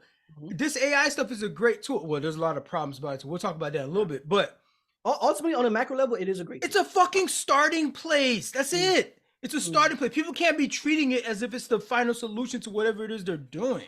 So people were going, I remember in college, people were going to Wikipedia and just straight copying and pasting paragraphs. Yeah. To the point, and just put it in their paper. And that's true, to the point where they had to create software to be able to scan your essays. Yeah, and that was easy for them to do because we didn't have to submit. We didn't have to submit paperwork to a particular website. Yeah. When we submit paperwork, not paperwork, like our papers that we write and stuff. And clearly, it's gonna scan the internet and find that shit quick as fuck because you have a bunch of words stringed together in the exact same way it was stringed for. Why aren't y'all motherfuckers editing afterwards? It's that easy. So like Wikipedia, I used it. I definitely used it. You know what I did? I scrolled right down to the source material on Wikipedia page, and I went to those source materials, and I got my own quotes. I read my own stuff, about them, and then guess what? I already have the whole full source in MLA format and everything right there, and I pulled that and I put that in my reference guide, so I can actually reference the source material because they already had it there for me. So I never referenced Wikipedia in my papers. And I got my shit all footnoted and everything. All my shit is freaking legit. And you could, but like the Wikipedia already had it collated for me, But people out here just fucking copy and paste now. And that's the same thing people are doing with ChatGPT or these other AI joints. They're just copying and pasting it without even vetting it. Freaking one of the news organizations put some shit out and they just let the AI do it and they never fucking edited it. They never white glove that shit. Seen that did something like that too recently. So for you, like if that travel agent thing that I use and that we're gonna put it in the footnotes, you put it in, you look at it, and be like, oh, that's not gonna work. You delete it. You delete that. But guess what? It got you already started. You're freaking 20-30% of the way on down that road. Yeah. Yeah, absolutely. I mean, and that makes sense. That makes sense. But that was the AI was for an itinerary though, right? So you can put all kinds of travel stuff. It's a travel agent, bro. Just travel. You just talk to it. You just gotta talk to it. And this is and I feel like I've been training my whole life for this because remember I spoke several episodes back about dealing with customer service. you have to know exactly what Yeah. you're looking for, what you want as a resolution for your situation, for your problem. And so you have to know how to ask those questions to that customer service agent. That's the same thing with these AI prompters, is that you have to ask that question kind of exactly how you want, and you got to know how to formulate it right to for it to spit out what's relevant to what you're searching for, to feel like, oh, I'm satisfied in the result, right? And so you kind of have to do like that. But even then, it'll give you, again, it'll get you down the road a little bit. You have to then work with your own editing and resources to like cut out what you don't need, cut out all the fluff, and just keep what you do need. It starts you off. It's a great jumping off. If you need, it's sort of like a pre-workout, pretty much. It's a pre-workout. If you use that, it's not gonna get the gains for you. It's not gonna bench that press for you. You know what I mean? It ain't gonna front that squat for you either. So yeah, I mean, it is a benefit that once you understand it, you know how to leverage it. I think it'll work well for you, especially when it comes to efficiency, saving time, and maximizing your output, right? So yeah, I mean, I think that's a fair point. So I didn't want to step too much, and I probably already did on your challenge there, but you're saying you had some anxiety about planning for this trip and different dimensions of that. Yeah, it's just mostly like just the logistics, but also it is like actually traveling like outside of the United States, which I always like traveling anyways. That's never been a problem for me, but it's like this place is pretty far. And is this the farthest you think you've been from home? Absolutely. So I mean you're a military, you're a veteran, so like for you it's different. Obviously you've been all over these different places, but Very like nice. but for me like it's pretty far. Like it's like I was like, man, I ain't gonna lie, I'm really gonna be on this plane for a bit to get to this spot, which is exciting, but at the same time it's not that bad. You just gotta sleep. Yeah. It's a little nerve-wracking though. I ain't gonna lie for me, because I'm sure, only because I've never been that far. Yeah, I'm sure. You'll be fine. Especially you're with the group. If you're never gonna do it, if you never did it before, you're with the group, you'll be fine. Don't sleep too much before you leave. I would suggest, before you leave. Yeah. Just like I was actually gonna try to stay up so that I can sleep. But we'll see how that goes. Yeah. So then try to sleep, and then like I take some melatonin. You know what I mean? Take some melatonin with you, and pop a couple of those, and if you got that platinum card, you know what I'm talking about, get yourself a beverage. That's it. Good to go. You know what I mean? Get a glass of wine or something like that, and just pass out, bro. You probably put like a boring movie on, like a slow paced movie, whatever, and just watch it, and then you pass out. You don't even know. Yeah, I ain't gonna lie. Like I'm not gonna lie, bro. Like this trip is already like definitely gonna be. I thought our trip to that spot that we went to last summer, was like a pretty expensive trip, for me, and I was like, okay, but it was cool. I was able to swing that. I wasn't really tripping, but like, I think this trip would definitely be the more expensive one for sure. Just because of like the activities that we're gonna get into, but also just.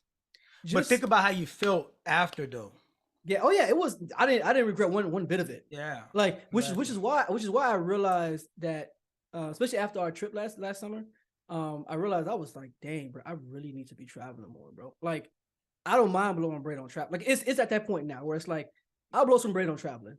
Yeah. I want that experience. You know what I'm saying? Like, I see why people like kind of fall in love with it a little bit. You know what I'm saying? So I was like, man, it's an expensive hobby. It is. It's an expensive hobby, but it is an expensive hobby. So you have to be conscious about like budgeting. If you can do it, you know what I mean. I advise you give it a go. But one thing that I've always been an advocate for Americans and people who live here. Y'all need to see the world, bro. Like, yeah, bro. Like, get out of this. A lot of Americans see the world. A lot of Americans have never been out the country, bro. They've never been to Canada or Mexico. And that to me is weird. Like, these are like your neighbors. You never even been to like your border countries. Like, that's weird. That's weird. I mean, you know what? But the people, I think the people in like Massachusetts and the people in Seattle, they go across the border a lot. Yeah. I mean, because they're closer. They're right there. They're right there. They go across. As a matter of fact, people in Michigan, like if you like live in Detroit or something like that. In the Chicago area, they go up there. Canada's like 30 minutes across. And now that I think about it, these folks in Texas, they go to Mexico a lot. Yeah, especially if you're in San Antonio. Because we had the one story where the people was going down there for a medical procedure. Oh and, yeah, shoot. and that shit went down. Yeah. But generally, a lot of Americans don't travel out the Yeah, country. they don't. A They lot more don't. Like you know, like that shit- I know people. I know some people that have never been outside of Florida. Like people that I grew up with, they never even been outside. That's so crazy, bro. yeah. I'm not gonna lie. That is so wild. Like Yeah, it's like to never another. be It's like outside. they probably like only imagine like there's some Narnia, like it's like Narnia out there Yeah. somewhere. You Yeah. know what I mean? Outside Yeah. of Florida. You know what I mean? Yeah. Probably been from South Florida to Orlando and back, and that's it. And that's never, it. Never even to Jacksonville. Yeah. or anywhere up there, or Tallahassee. You haven't even been to the nothing state like capital that. of your own capital state. in Tallahassee. You know what I'm saying? Like It might be like that. so it's an exciting so yeah, please. So are you over it? Are you over the challenge then for the anxiety about that, or are you still working on it? At this point, I am. I'm just like now. I'm just kind of like more excited about it. Yeah. Right? Like I'm more excited about it. I mean, I've been buying all types of gear for it and stuff like that, and like I actually ended up getting like a more gear, nigga. I mean, yeah, like but like not like Safari gear. and shit like that. Yeah, yeah. They got indoor plumbing there. You know that, right? Like, no, you gonna be some joke. You got a machete too. You brought a machete. No. Did you buy a machete? No. Fucking Indiana Jones over here, nigga. No, I just want listen. I just want to make sure like I got pockets and I'm got that freaking safari hat. Yeah, and I just want to make sure I'm good because it's gonna be hot. How many cargo pants do you need, Jeff? This nigga just pop out a different set every day. Different cargo pants. I just want to make sure I'm set. I'd be later in that day, nigga be like, "Damn man, I ain't got no chapstick." And nigga Jeff go to that 12 pocket and be like, "But you had 12 pockets, did you?" I got you. That chapstick, I got you, my guy. I'm ready. I got you. Yeah, I just want to make sure I'm ready. I have really light clothes, but I have good sufficient protection from the sun. Sunscreen. I just want to make sure I'm good. Sunscreen Sunscreen is very important. Mm-hmm. Very important, guys. Please, ladies, please. Just because you're black don't mean you don't need sunscreen. Yeah, I know we have melanin. That's cool. Sunscreen, please. Yeah. Please use sunscreen. I'm telling you, it'll change your life. This segment brought to you by sunscreen. Sunscreen. It'll screen your sun. Absolutely. Sunscreen.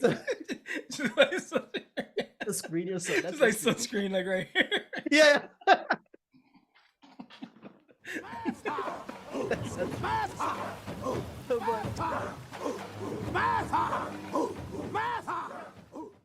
Yo, I've started this kind of like a slight workout plan for my core.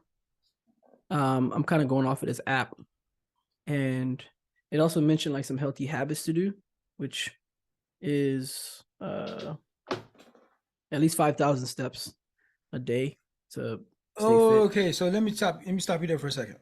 Okay. Why 5,000? I know we've had this discussion before, but that's the number that he gave me. So I was like, all right, it just gives me something. It just gives me a number to work for. So that's why I did it. So that's why I just committed to it. I'm like, okay, I think I can do that. So I'm just going to go with it. Like, I honestly, I didn't even try to look for the science behind it or anything like that, because I already know where you're going with it. But like, I was like, okay, I can do that because I'll just do it just because it's something that I can chase, that I can, it's a checklist that I can make sure that I do every day, just as a way of just being proactive and making sure I walk and make sure I'm doing that. And I just and that's how I'm looking at it. Honestly, I'm looking at it as that, like, okay, this is something that I set out to do, and I'm gonna do it and make sure I do it. Is it only steps, or there's other stuff that it tells you to do? There's other stuff that it mentions, like, different healthy habits as far as dieting, making sure you're consuming at least 64 ounces of water a day, and just because it goes based on like the target, like weight and fat loss you're trying to attain. So how's it been going for you overall? So I will say that my core has gotten stronger. I definitely need to do more core work. I thought I was doing enough of it, but I definitely wasn't doing that. But another thing is my water intake has dramatically increased, because I've been intentional about getting at least 64 hours. Actually, I have to fill up my water bottle in a bit. I've been intentional about drinking at least 64 ounces of water. And I'm gonna say this, in 2 days' time, my skin, I've always had a decent skincare routine, but drinking water took it to a whole nother level. I saw results in 2 days. I've heard that before. I've heard Crazy. people say that before. It's listen, bro. Like It's I'm anecdotal a so believer far. now. I don't know what the science is, Exactly. I don't know what the science is, but I've heard people have some good experiences on it. And I will say the one thing that changed was me drinking a lot of water. Yeah. So that will be control. Right. So just by deductive reasoning, I'm like, it's likely because of the water. Like, all right, guys, let's get into some news that's going on in the world that you may or may not be familiar with. So there's some turmoil going on in Sudan right now, where about 100,000 people are fleeing. There is civil war that's going on that's creating, obviously, refugees. Anyone that knows anything about civil war creates refugees, right? And typically people are fleeing to border countries, things of that nature. So we want to give you guys a high-level overview on this particular situation. And it's essentially the National Armed Forces in Sudan versus the RSF, which is which is interestingly enough, it's a paramilitary group that's part of the damn military. That's actually part of the military. But the funny thing about it is, and that's important to note, the funny thing about it is the person leading RSF is actually like a deputy under the actual general that's leading the National Armed Forces. Yeah. Well, it was okay. He was. Yeah. And so now he's leading the RSF. So it's actually kind of crazy because now even RSF has for some background. Okay, so there was a military coup in 2021, right? Yeah. And Sudan has been run by, this council of generals led by these two military guys, right? So you have the head, which was General Abded. He was the head of the armed forces, and then his deputy was General Mohammed Dagala. And so actually, so just to be 2019 is when the coup was actually. Was that successful. The coup? I thought it was in 2020. So the President Omar al-Bashir was overthrown in 2019. Okay. August. Okay. Well, I guess so. This must have been when like the agreement happened when they were like, "This is how we're gonna rule the country until we can have." It's sort of like an interim government until we get some an official democratic one elected or put in place. That's but so they were pretty much working together, the entire time, and then all of a sudden, I think the deputy started getting a little bit more political. He was doing things like going town to town and greeting and shaking hands and shit like that, and like meeting people and like, and talking about how we have everything in order. Like he was doing this of his own volition. He was like giving away Toyota Tacomas and those freaking RAV4s and shit, right? Yeah. He was giving them away like prizes and stuff like that. So he was like really like politician, kind of like getting into people's hearts and minds about him and helping liberate them and provide security. Meanwhile, the general, who was already pretty much a political figure, is like, whoa, is this dude trying to position for power or something, right? And then they started beefing. They really started beefing in the two factions. This is a paramilitary. So this is like a subset of already the military forces. Unit. So if it was like maybe SEAL Team 6 versus the Navy, almost kind of thing. Well, not even just 6. It'll be just a whole SEAL regiment. You know what I mean? Versus the Navy or something like that. Because these are special forces guys, right? And so now they're actually feuding each other for control. When it looked like the two was kind of like jockeying for political power. But you're going to tell us about how where it is at now. You said it's 100,000. Yeah, 100,000. So it's been reported at 100,000. Was being displaced, but now I guess the number has been updated where it says a further 334,000. Just because they're fucking dick measuring contest, man. These fucking two guys. I keep telling you. Now it's at 334,000 people. 334. When was within Sudan? So you have 100,000 who fled Sudan, but you have 334,000 people who've been displaced within Sudan. So they don't have homes. So this people still there, but they don't have homes. They just out there. You know what I'm saying? But 100,000 have actually left Sudan to neighboring countries. So that's what's happening. But it's like Darwin's mentioning, like this guy, I'm trying to find his name here. This guy, he definitely tried to win the hearts and minds of people, and it's interesting because as this has been going on, he's been increasing in number and size, and now the RSF is at about like 100,000 now. A Of paramilitary group. Okay. Yeah, a paramilitary group. So, as you can imagine, the general for the armed forces, it's a threatening kind of thing to his position. And another thing is he actually is operating in a sense as like the president of Sudan now, as the general. So I that's mean, so that's it was all the military coup, so it's military leadership because at this point. Whoever has and the that's biggest fucking force. yeah. So that's actually what's been going on with him. And I wanted to read a little bit more here. Let's see. So more than 500 people have been killed, and this referring to civilians, and more than 4,000 have been wounded in the fighting, according to Sudan's health ministry. A series of temporary ceasefires have failed to hold. So that's another thing. So they actually had a couple agreements for a ceasefire, but they didn't last things long. Never last long at all. Yeah. And with military continuing to pound Khartoum with airstrikes in a bid to weaken the RSF. So obviously, being armed forces, they have aerial support, but it's obviously not doing much of anything now. The paramilitary group said it shot down an MiG fighter jet over the city, but there is no independent confirmation of that claim. I'm just gonna jump around here. Oh, they beefing. Niggas shooting down fighter like jets. Nigga even brought out the fighter jet, bro. And this is like civil legitimate warfare. I mean, it's civil war, but like, bro, a civil war with jets. Mm-hmm. What jets. the fuck? That's crazy. That's crazy. So like the general is really trying to get him up out of here. Bro, you know how many civilians are and like if you're the paramilitary group, you don't have jets. Yeah, you don't. You don't have your own. You worked on the logistics and the transportation of the main military force that got you from spot to spot. So you like they hunkering down. It's there's some guerrilla fucking warfare type shit that's going on in some of these spaces. Yeah, it's fucking wild. But and this go ahead. No, go ahead. No, I'm about to pivot. Go ahead. Yeah. I was gonna say that. And obviously these create situations where like bordering countries are basically expecting these refugees, right? So like you got Sudanese folks they're going over the border to Egypt, and they're going, which is in the north from Sudan, and you have obviously Chad in the west from Sudan as well. So they're receiving a bunch of different refugees. And obviously there's some European states that are looking into it as well because of proximity there.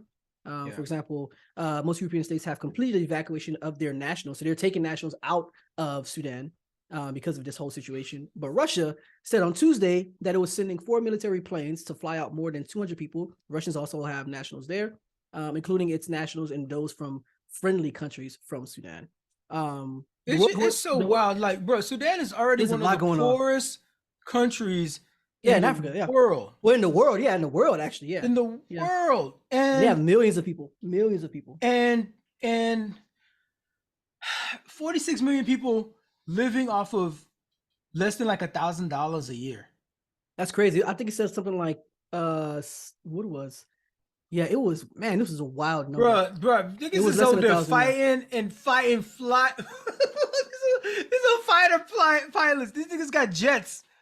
These niggas got jets they shooting down and shit. You know what I mean? Off of regular civilian population that's making fucking $800. Average $750 a year. Average annual income. Fucking just like 46 million people living on that. It's fucking scraps, yo. Like, what the fuck are y'all fighting over, man? That's crazy. Chill the fuck out because it's a fucking dick measuring contest. Niggas, get therapy. Yeah. Get some fucking help. Jesus Christ. And so, pivot that, and I'm thinking about what the civilians in Haiti have taken matters into their own fucking hands. Yes. And just like Haiti's history, Haitians don't fucking play with your ass like that. These fucking they don't at all. running around in some neighborhoods they don't go into no more. Some gangs do not go into certain neighborhoods. Think about that. Remember, it'd be like you be walking somewhere in New York or some shit like that. You're like, oh, you as a pedestrian shouldn't go into certain neighborhoods, or you're in LA, don't go into certain neighborhoods. No. The gangs won't go into certain neighborhoods no more. Big facts. Because the civilians are like, fuck that shit. We ain't with that. Yo, I'm not condoning violence. But somebody who's came into the wrong hood and they was proud about they set. They was proud about where they came from, about the community that they built. Yeah. And they refused to let these fucking vagabonds, you know what I'm saying, come to our spot and fuck they setup. Yeah. So they made some examples out of these suspected gang members. Put him on the gram too. They put him on the gram. They put him on IG too. I see some Bruh. stuff on IG. They ain't playing. They not playing. So you know, so like I'm like Sudan and stuff like that. Sudan civilians, you know what I mean? Like y'all refugeeing it up, y'all fleeing and everything, and I get you trying to be safe. And a paramilitary group is not necessarily just a regular gang, but it's a gang of a different name. I think y'all might just have to take y'all country back. Yeah, especially I mean they have the numbers for sure. They're just in a very interesting location. You know what I'm saying? Essentially being surrounded by several African countries. Yeah, but like it's a civil war. It's a yeah. You know, so it's like there's the allies being, you know what I mean? Yeah, but that's fine. But that's fine. You don't need no neighboring countries. Take that shit into your own hands. Yeah. And this is why we have a Second Amendment in America. Big fact. That was it. That was the ad. Fuck, I'm one of those guys now.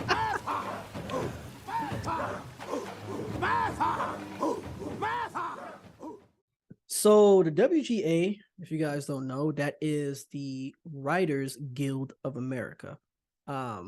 Essentially, it's an organization for writers, right? And a lot of these writers, you know, a writer can be a part of all kinds of different creative forms of media teams, right? Whether that's film, art, even poetry, news, Broadway, everything, news.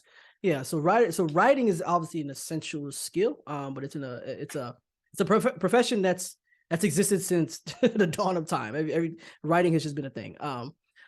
And there's something that has become an affront to writers in their profession, and that is AI. Right? Well, it's not just AI. It's about that time. It's streaming. Also, that's streaming, yes. You know, I mean, it's been about that time. They went on strike before. Was that like 15? Was that 15 years ago? Yeah, it's 2007. Yep. 2007. Okay, so around that time, so they went on strike before, and it turns out historically, it's like every 15, 20 years. You know what I mean? So it's about that time that they that they go on, that they find you know, they have a reason, and what's happening. Legitimate reasons. Yeah, legitimate reasons was like things are changing. The times are changing. So this is the thing, though, is like we read the article about jobs that AI is gonna, you know, become obsolete. So this isn't just about AI. But guess what? I went back and I looked at that. It's not fully about AI. There's this AI component here, but when I looked at that prediction thing, you know, the jobs that were listed, customer service, we have receptionists, accountants, bookkeepers, salespersons, taxi drivers, retail, security, military, even proofreaders. That was close. Surgical assistants, courier services, apparently. This is like AI and robotics list, but writers ain't on that list. I was like, that should be the number one thing on the list. Should be. Writers? ChatGPT is putting in work. And most of us can only access the first version of ChatGPT. They have like a fourth generation now, I think. That's built off of the lessons learned from all this. So that's just fucking crazy. But also with we mentioned the streaming services. The streaming services back in the day, you know what I mean, if you was a writer on something like Seinfeld or Friends or Martin, I don't know how they set up their contracts over there on Martin, but like as a writer, you get residuals. Yes. You know what I mean? And some of these shows, you know, Fresh Prince now, it's now on the streaming service, but like on the network TVs, your ABCs, your CBSs, every time they play an episode, you know what I mean, however many times that month, you know, they count that up. You get a check at the end of that month. You might get a check for $250 from one of the shows. You might get another check for like $3,000 from another show. You know what I mean? And that adds up. You know what I mean? This is these kind of like residuals that you get. And, you know, you may be making, you know, this for the rest of existence, or however long they bring the show, you know, a check that's coming in from the work that you did do back then. Yeah. But what's an interesting case is something like not Bel Air, but Fresh Prince or even Martin. It's one thing to have your shit rerunning on network TV. Yes. But then when I was talking about Hulu, we're talking about Netflix, they don't calculate. They don't even let their algorithm be known, or even their results be known to the public. We don't know exactly how many people watched a particular show at whatever specific time that's on Netflix or any of these places. Right. They don't let us know exactly what the streaming numbers are really like. They'll just say, "Oh, it's rated #1 on Netflix now," or it's rated number 2 or 3 on Amazon Prime or some shit. So those numbers aren't reported anywhere. You're saying that it's not. They're not. It's proprietary. Okay, it would make sense because it's on their platform. I see. But we know, but they'll say, they'll report something like, "Oh, we have 100 million subscribers" or some shit. I see what you're getting at. I see the larger picture that you're getting at. They'll talk about the subscribers and stuff. And so a show like Martin, if it would have got reran on NBC or somewhere, it would have got residuals. But if it's on the streaming service, whoever owned the rights to the show sold that whole shit to Netflix or wherever the fuck they're at. And that's it. That transaction is done. People like me, I like Boondocks. I love Boondocks. I rewatch that shit all the fucking time. Yeah. On what is it? Is it HBO? HBO Max. HBO Max. I watch it on there, and like they don't. Whoever what's Matt? Oh, dang, what's his name? Oh, Aaron Vincent Magruder. Magruder. I was gonna say Magruder. I feel like I said that. I was about to say that, and I stopped myself. You started with him, yeah. You started with him. I forgot it, but then okay. I watch it so fucking much. I know the guy. You know what I mean? And so Singleton might have written an episode or something like that, a couple of episodes or something. Okay. Yeah. Might have done that. They do that sometimes. And so like these episodes are replayed, and people like me and you stream it. These writers, they don't get residuals on shit like that. Or even if they do, they will get pennies for what they got when it was on network. Yes. What the fuck? So these writers are like, what the fuck? You still like getting subscribers. People are subscribing to you because they know, oh, that's where I can go watch Insecure. I'm going to go to, or that's where I can go watch Game of Thrones. So I'm going to go to that streaming service. So because what we wrote, bring all the boys to, what is it? My milkshake brings all the boys to the yard. Yeah. You know what I'm talking about? Yeah. Like we got the milkshake. And so like, we should be paid on that equally because we're bringing people to you, subscribers to your shit. And you only report your shit by subscribers. Oh, look at that. Your subscribers went up as soon as our show came up. And we got all these other views. And it's #1 on your thing, you say, right? Even though they can't exactly count all the views. So a piece of it, though, when we bring in the AI, is that last wagon builder. That wagon wheel replacement guy. That nigga was probably screaming at the top of his lungs about what cars were doing or what Henry Ford was doing to his wagon wheel business. Yep. Yeah. I think that list of, I can't believe writers wasn't the first thing on that list of jobs that people should watch out for. But it's also because of just the creative process in writing that can't be emulated. You know what I'm saying? How people think, because that is part of that's part of what's still gonna kind of keep writers relevant. This Chat GPT 4 finna fuck y'all heads up. I ain't gonna lie, it's creating a lot of pressure. When they drop that 4, dog, that shit's gonna bust a lot of heads. Dog, they got this shit, bro. Dog, okay, it is getting better. I ain't gonna lie. Look this up. I'm gonna fuck up the details right now, probably because I've been drinking. Okay, but I'm trying to. I'm gonna get the gist of the story. They got an AI prompt to, oh my god, it's so fucking crazy. Okay, so when you be thinking stuff, there's synapses in your brain that fire off to create this imagery, right, of what the thing is, right? They got the AI now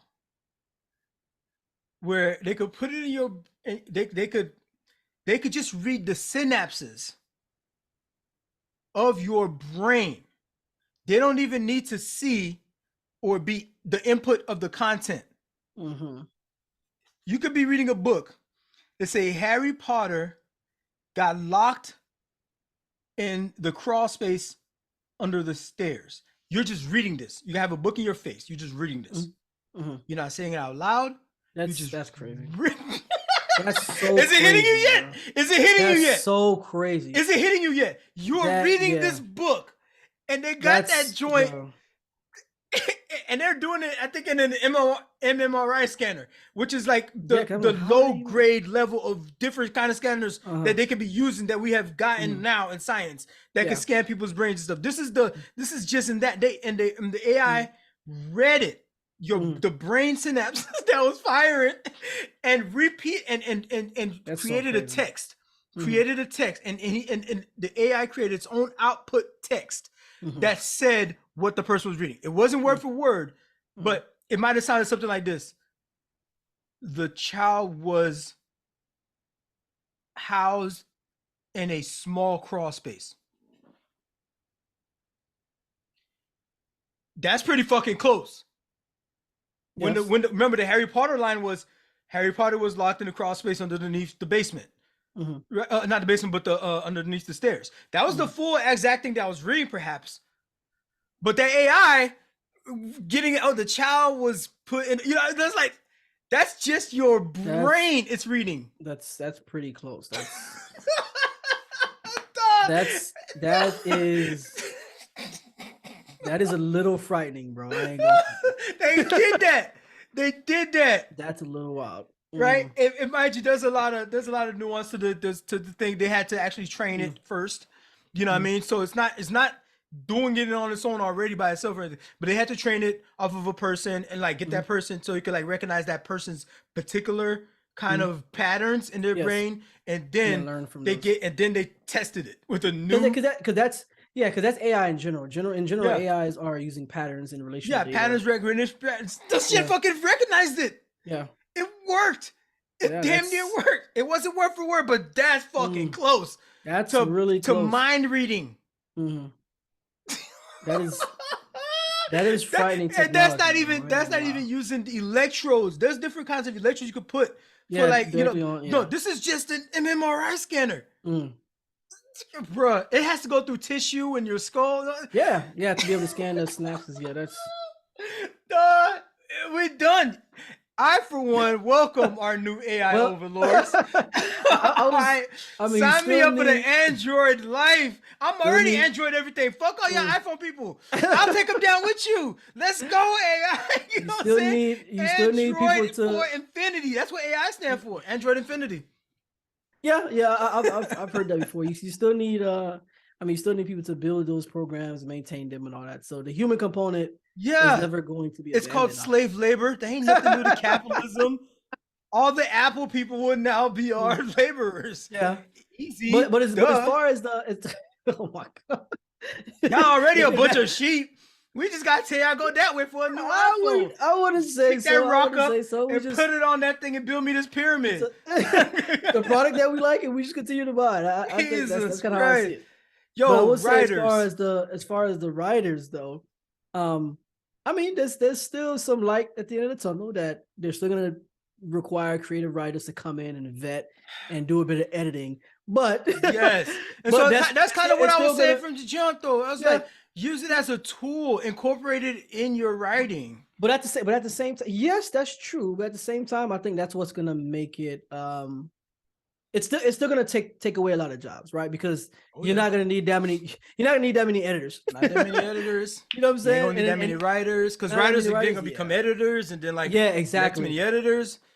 So then from there, you have writers that become editors. Now you're gonna be choosing from let's get the best of the best editors. And all that. There's this one episode of South Park that recently came out. I've been hearing about. I ain't watched it yet. I want to watch it.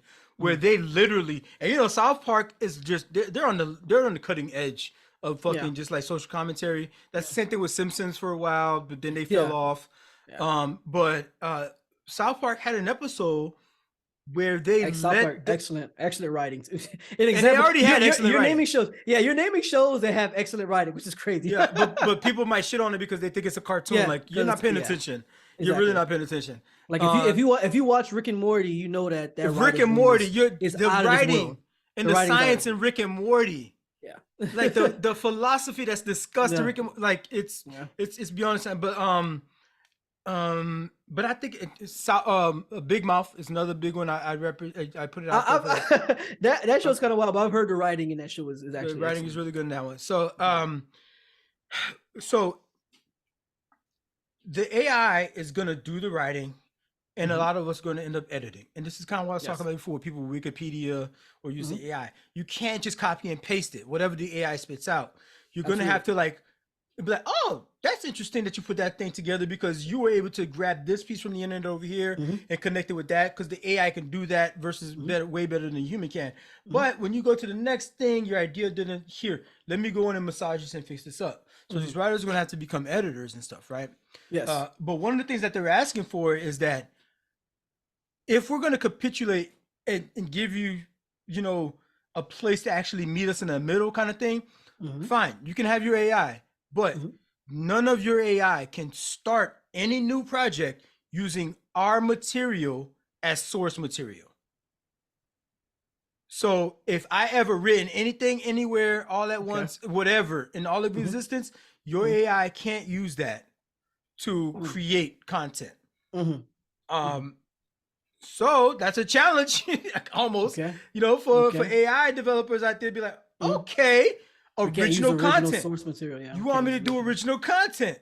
So, and like that's a challenge to try to get an AI to do something that's compelling, original, and that would be original content. I mean, it's low key, like it's low key kind of like a chess move, because AI, the way the AI functions, it doesn't function off of original content. It's compiled data. Yeah, it's pulling all this data from data that already exists. Yeah. So like designing a program that can create its own original data and work from there. That shit would have to develop fucking personality. Yeah. Yeah. So it's a chess move to those people who are against it. So that's interesting. Like it knows words, it knows English, and it's learning at the level of whatever language system you put in there for it, but like don't give it I guess source code, yeah. Or even like when you go to run it, to let it run a test, you take it offline. You are now offline. You have no access to the internet.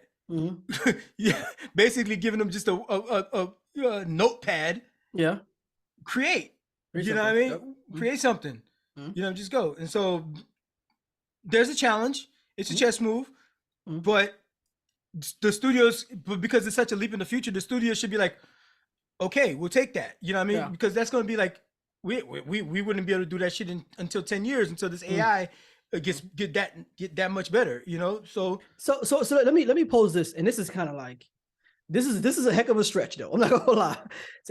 But for some weird reason, some different timeline or other universe, I can see someone making this argument, right? That someone could argue that, well, essentially humans, they operate off of compiled data and not necessarily original material, because a lot of it is. No, that's not even a stretch. Yeah, it's not even a stretch. Okay, I can see someone arguing that in favor for AI. But the thing is that we are sentient. We know we are. That's you know what I mean? We know we are sentient. As far as most of us are aware, we're not a brain in a vat somewhere. We are like, we have consciousness, we have personalities, we have existence, we have reality, we have physics. Yeah. Whereas AI, as far as we know, have it. As far as we know, hasn't got there yet. As far as we know, or as like, just like when we searching planets. We don't know. We haven't found any life yet, but that don't mean ain't no life out there yet. This is a big ass universe, and AI has been cooking. AI has been cooking since we set it online. And that shit's just learning. They have some people that are like, all right, I'm not buying into this, so I don't want to be spreading propaganda, but they have people that has been so close to the development of this stuff that they themselves are questioning reality at some points. Because the thing that they're getting back from the AI is like, it's like, yo, is this a machine still? I've seen I've seen videos of people talking. Like I know exactly what you're talking about. Like I've seen some whistleblowers of like who worked at some of these big tech firms who have Now come to the same that in and conclusion. of itself, I'm not gonna call That's that weird. proof, but I'm just gonna say like anecdotally, like this is important. This is big. Yeah. Right? We need to get this right. We need to fucking think about what our world is going to be looking like. It's, and I don't know. I think the cat maybe the what is the term? The horse has left the barn. Or the cat is out of the bag. Mm-hmm. We might be there already. Maybe we could do something like create like, okay, that's let's at least put up talk. a fence. That's a lot of futurist talk though, man. I get it, but I feel like it's bro. Yeah. I feel like every. Bro, like every month I'm getting another new piece of news, and I'm of about what AI is doing, and I'm not on the cutting edge.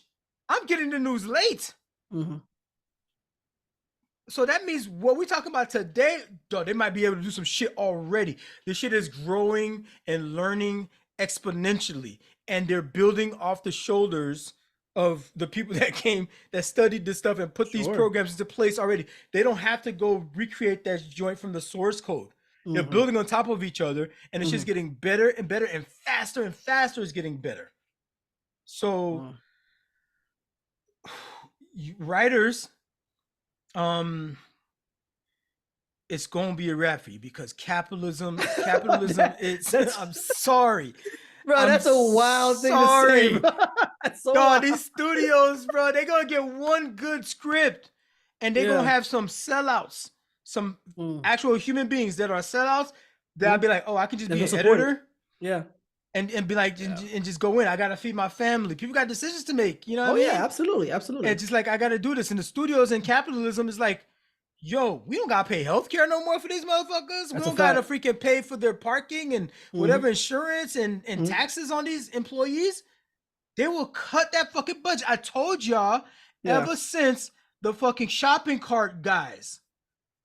When they got the machine to do the fucking shopping cart collection, it was a wrap for all the rest of us sooner or later. Absolutely.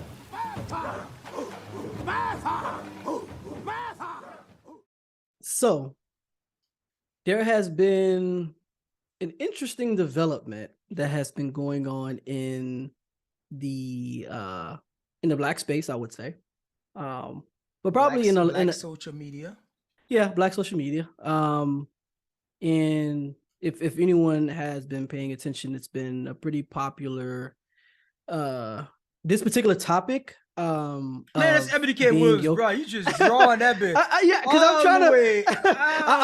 I'm trying to. I know what's happening with Eboni Williams. I was trying to create a cliffhanger. I was trying to create a cliffhanger bit. Well, what? These niggas got places to be. You see, people like you can't follow TV series. You can tell. You need all the episodes in one day. That's why I binged that big. I need to know what happened next. I need to know what happened next. But yeah, Eboni Williams. Yeah, she been running around wilding, and I mean, from my perspective, man, I think she. I mean, I don't agree with her, but you know what I don't have a problem with in particular is that it's her preference, right? Everybody has a preference, right? Right. I mean, and I'm sure everybody. This is, you know, you're not late to the game. She was asked by Iyanla Vanzant,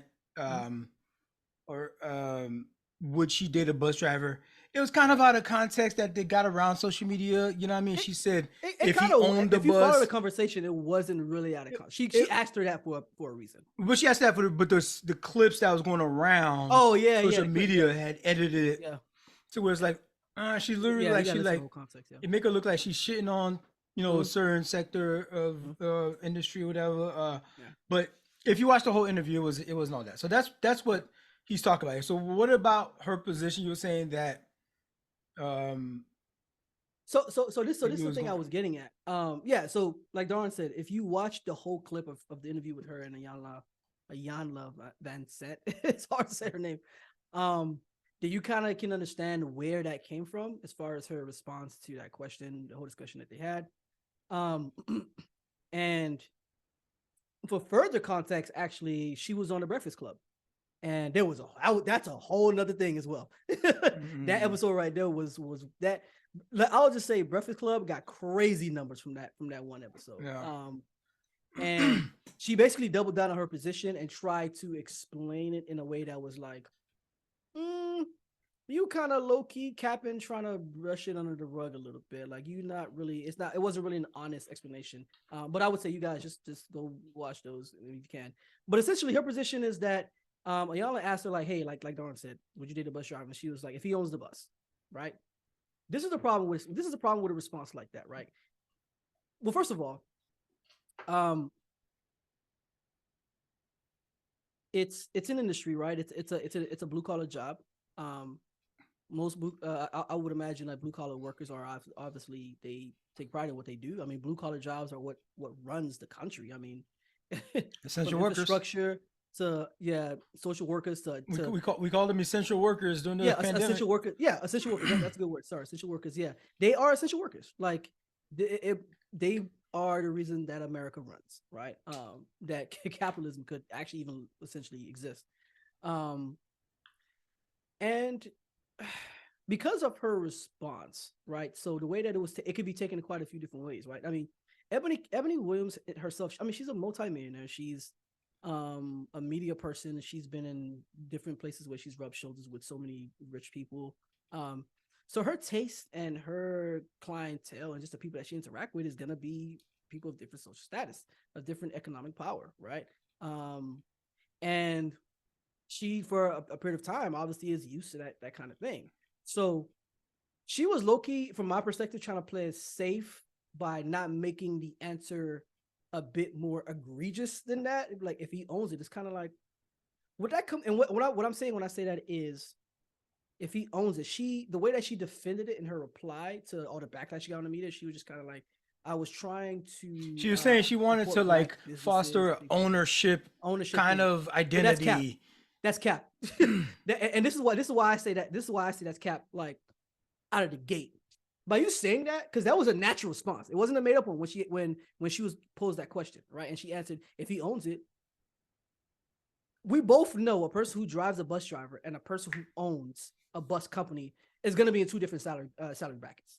Like that's a fact. Like we both know that. So what it looks like is that the way that she's answering it is based on this man's perceived financial power, right? His financial ability, right? Mm-hmm. So that's the immediate kind of like assessment you would make in hearing that response, right? And obviously it floating around in social media kind of like definitely like that's because it's like a small bite, so it's kind of like, oh, that's kind of crazy until you watch the whole interview and you kind of like, okay, I can see why she would say that. Just having a little bit of understanding of who she is and her status, but at the same time, it didn't make people in the blue collar just blue collar workers. So I'm glad you approached it this way, mm-hmm. in terms of you're pretty much covering both sides, right? Yeah. From her side and from the side of those people that might be offended, yes. Because I think I have what is the solution. So I don't need to go into all that. What you're talking about. So thanks for covering all that. I think I have what is the solution. Mm-hmm. And I'm not a Christian anymore, mm-hmm. but I remember some things. You know what I'm saying? There's some good lessons learned in the Bible. There's mm-hmm. also, I've gotten really accurate fortune cookies as well. No shade to fortune cookies or to Christianity. You can't give shade and then say no shade. Respectfully though. You know what I mean? Waving a banana. Respectfully, you're creating shade and then say no shade. And then say, oh, no shade. But I have this banana leaf here to provide some shade. In case it's a little too hot. A little too spicy over here. What's going on here? I was actually using that sun. I was tanning. But I remember some things. And the whole lesson about not being unequally yoked and whatnot. It's true. It's true. So it's like this is. It's true. Eboni K. Williams. It's in hindsight. We're quarterbacking. We're Monday morning quarterbacking. Mm-hmm. You know what I mean? It's in the moment. I think that was really good effort at what she kind of meant. You know what I mean? Yeah. In the moment, it was spicy, but it didn't come out right, and then it was chopped up and all that kind of stuff, right? Yeah. But I think the answer is the same for everyone. If we're going to be honest, we want to be equally yoked, and by that, I mean we really need to dig into what that concept is trying to portray. If you're a person that you live by and die by the gym, right? By going to the gym, it's a lifestyle for you, right? You are more likely going to find a little bit more relatability to another person who loves going to the gym. Absolutely. Who's an athletic person, who has an athletic background, who can appreciate gains or fitness or cardiovascular, whatever. Absolutely. It's just like it helps you relate more and have a better cohesiveness in your relationship. If you're a person who is into science, you're a big science head, right? And then somebody else is super into horoscopes. It's gonna that's probably gonna cause some conflict, right? Because you're talking about the science, they're talking about Venus is in retrograde or some shit, right? And you're like, what the fuck kind of Copernicus bullshit is that? like, oh, right? Absolutely. What the, show me the numbers, show me the physics. And so like, there's more opportunity and probability. Again, none of this is fucking absolute. I'm not saying that, but like, there's gonna be more contention that happens in that relationship. So therefore, these people are unequally yoked. Yeah. If you are a person that you're a bus driver, and that's the way you're making your living, you're providing for yourself, and maybe you have a kid or something like that, but you happen to be single, that nigga can't be hollering at somebody from the Met Gala. It's just, like you could try, shoot your shot. Yeah, we got it. We got to keep it. But if that person from the Met Gala is like, you know what I mean? Like, they're going to be unequally yoked and there's going to be contention there. His life that he was living, that lifestyle that he was living, or that she might be living and that she was at, there's going to cause all kinds of tension. It is. It's going to cause all kinds of tension because of that. And it's great to be aspirational. So it doesn't mean to say that this person has to stay at that level, not to stay at this level. And we should have a caste system that doesn't allow people to freaking date outside their means or whatever. But we do know that there are lifestyles and ways of being and ways of existing and how perhaps you feel your goals are that you can tell about a person that makes the identity of that individual. And so be like, okay, boom, that's who you are. That is your yoke. Now let me assess myself. Oh, I'm of similar yoke. You know what I mean? Like, this is the caliber of life that I'm willing to deal with, and I can find happiness in that. Just raise my kids, whether if it's on $1 million salary or if it's on $50,000 a year salary. I would say the $50,000 one is a little bit more difficult, right? So it presents a little bit more challenges. But hey, we made it out of less. You know what I mean? Yeah. And honestly, I kind of wanted to like piggyback on that real quick because we could actually even take it a step further. Like, me personally, obviously, I would never be in a relationship with someone who doesn't share my same faith. It's ridiculous. For example, like that, it would be ridiculous for me to entertain something otherwise, right? But even taking it like a step further, like even arranged marriages, families, when they have arranged marriages, they're actually vetting folks who are in the same social status in order to get those families together. They don't. It's so it is. That's like being equally yoked in practice as a culture in those cultures who practice arranged marriages. You know what I'm saying? Like, so what Darwin is saying. But I don't like. But see that I would limit that because the fact is, like, I don't want it to be like exclusionary like that. Well, whereas like you could never move between castes. Right. If that's what you're waiting for. That's true. But individually, if your desire is to move between castes, that's what a person, perhaps in a higher caste, can even see in you. That's why she said bus owner. That's true. Right? Because he's driving the bus, but he at least owns the bus that he's driving.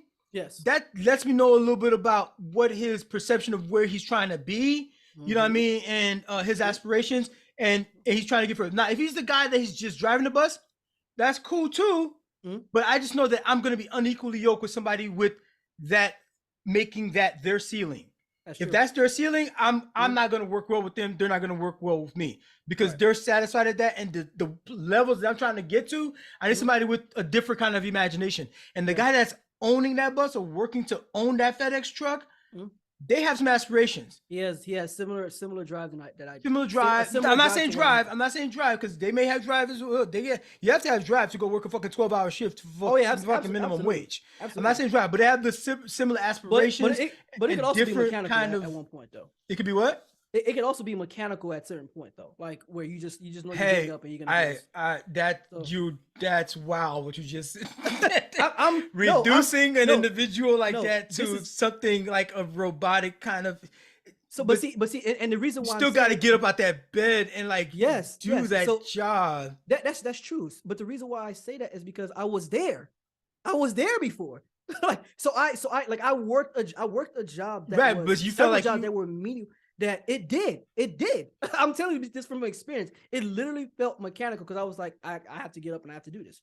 I hate it. Not saying that bus drivers hate their job. I'm not saying that. Me personally, I hated that job, but my body was so used to getting up, working 10, 12-hour shifts. It did become mechanical. Like it literally became that for me. Right. Just like muscle memory. Yeah, just like muscle memory. Like there was no. Don't you feel like a fucking NPC though? Yes. That's literally what I'm getting at. That's literally what I've had jobs where I felt like but that's a derogatory term though. But that's a derogatory term. What do I call right?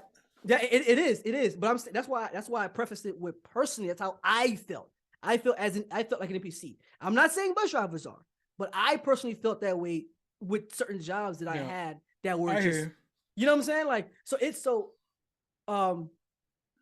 it can be difficult for a person to pitch themselves as otherwise if they already see themselves that way.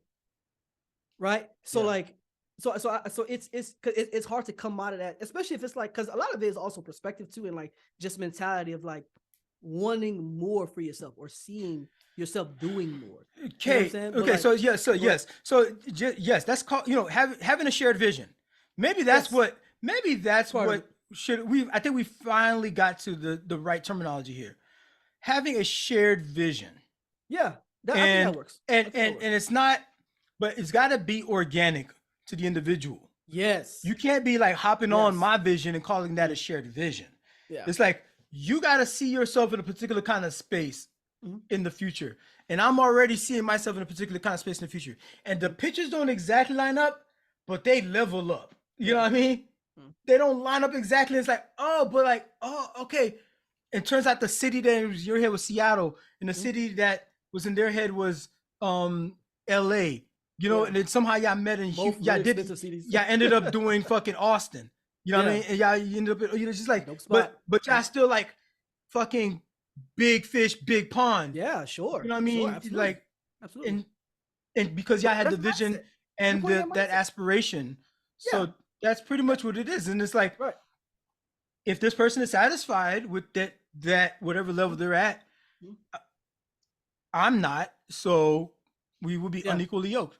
So you mentioned something important that I also wanted to just kind of point out as well. It's like a person who's a bus driver who's working a blue collar job can be simply content in what they do. That's fine. I don't have a problem with that. Yeah.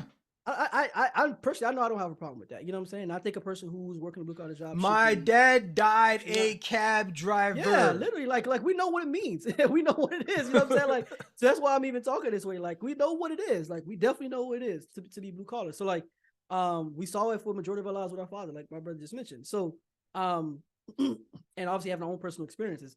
But with her response, like when I thought about it even more, it brought me to kind of that conclusion that you were talking about as far as like, so as far as her, what she probably was trying to get at in the moment with Iyanla, when she said a bus owner, is because she probably likened which initially I do think it is financially she was thinking about it, but she also may be thinking about it from perspective of this guy is more than likely going to have a similar to a mindset as mine, as far as having like an entrepreneurial mindset, which I'm like, that's actually fine. Yeah, that's actually fine.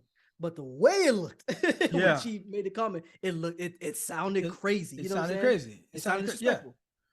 Yeah, You know? and then when she went on the Breakfast Club, I feel like when she went on the Breakfast Club, she was just That trying made to it like worse. get It clipped. actually made it worse. I don't know if it made it worse, but I feel Nah, like it it made was it worse 'cause she planned. doubled down, I feel bro. like it was planned. I feel like Probably it was for content, planned. for content, Yeah, yeah. I think she planned that shit for Yeah, content. content, yep. Like it's Because getting- remember, she was also on the Real Housewives of I think it was Atlanta or something like that.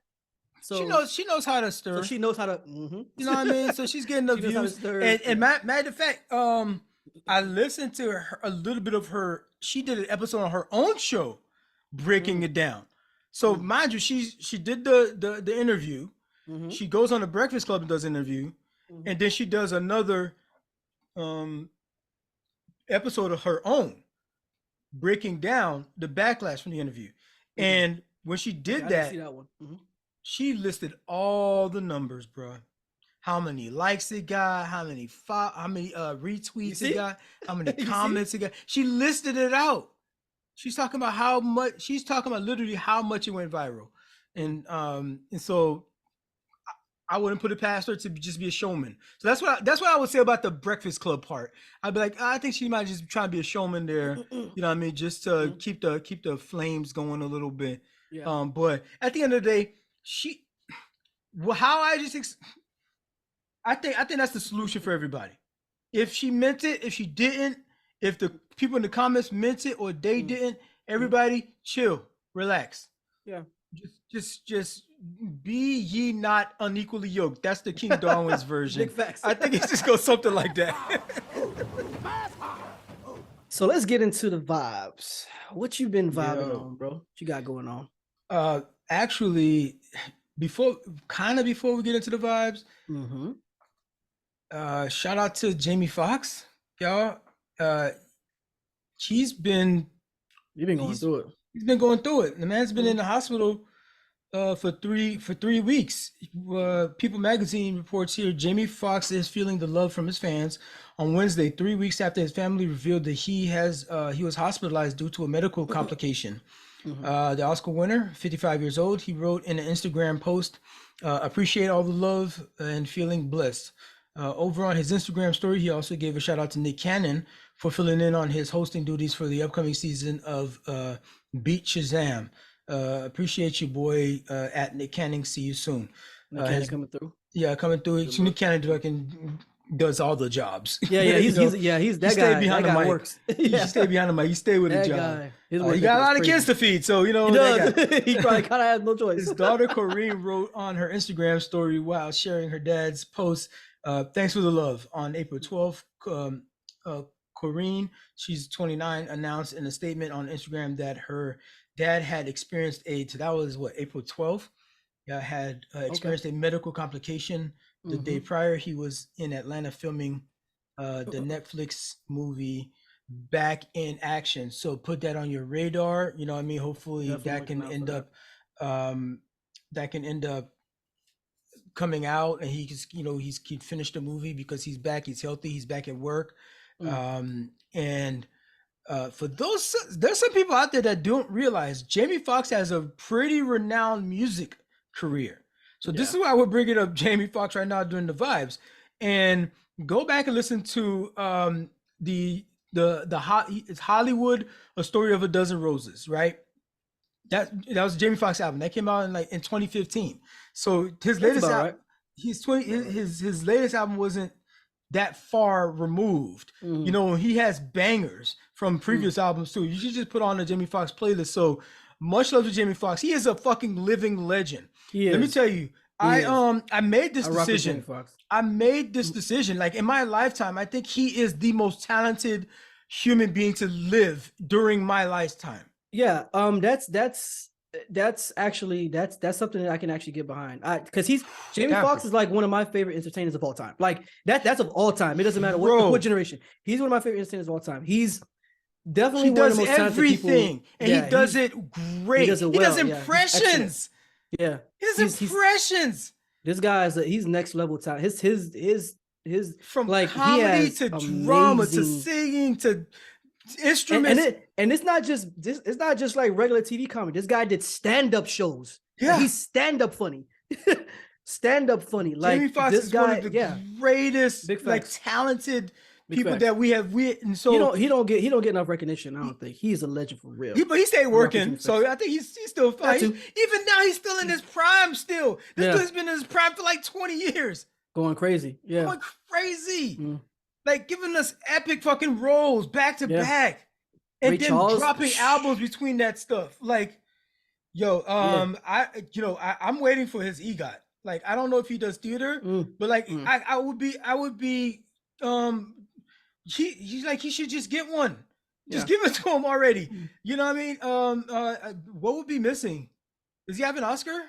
I thought he had an Oscar for like the Ray Charles or Ray did he Charles for that the one? violinist If that movie, but he didn't. I gotta check. I thought he got an Oscar or something for one of them. I'm not sure, or maybe he was nominated. Bruh, Jamie Foxx was so fucking talented. Oscar for Ray. You know, so like that's the tough one. That's the tough one. He got the Oscar. Man got the Oscar, bro. He got that one. That's a tough one. This guy who started off as a comedian got an Oscar for Ray. For Ray. Come on, y'all. That's leading crazy. role. Leading role, yeah. Bro. So shout outs to him and flowers and flowers and flowers. Yeah. I rock with Jamie Foxx. To Jamie and get well soon, and looking forward to, and make sure y'all support that movie when it comes out. Again, it's Back in Action. It's gonna be on Netflix when it comes out, so we know you're gonna get back on the horse and finish that out. So that's that. The another thing that's kind of a curveball here in the vibes is so Smokey Robinson dropped an album. What? The OG. The OG dropped an album. Yo. All right, Smokey. And so I guess I it wasn't on my radar, but you know, I came through. But I had heard something about apparently he might have had an affair with maybe Diana Ross? No way, bro. No or something. I heard this randomly, something like that. You know what? This is all speculation. I don't know. Yeah, it is. But I'm thinking in my head like reckless speculation. It's not that far fetched though. So it's not. I heard that and I'm like, damn, that was so random for me to hear something, a random rumor about Smokey Robinson. And Lord behold, next week, the following week, the album drops. So maybe it was kind of like to get the pot stirring or something like that. I don't know. But like, so the album came out. And I'm not going to dwell. And mind you, don't put up the we're just gonna put up the album post, but we're not gonna rate it. It's not part of the vibes. It's just a side note, so we don't rate it. Yeah. With that said, hey, y'all did that man wrong, dog. That album, dog. Like, y'all couldn't get my man no writer. Was the writer strike? I thought the writer strike just happened. Right. Like, how long this album been in the kitchen? Dog, y'all ain't got no writers in that bit. That shit has some like elementary school level fucking like back of the classroom on the note paper passing it around, like level like of intellectual heft. Yeah. Dog, it was a lot of the lyrics repeated. He just repeated because just to fill in the bar. Yeah. Because he needed a bar. It was like, y'all ain't get my man no writers, dog. Like and like I see the concept, dog, even to the point where I knew I was like, this is wild. I'm gonna tell you what's wild. Okay. I should have known something was up with this fucking album. The name of the album.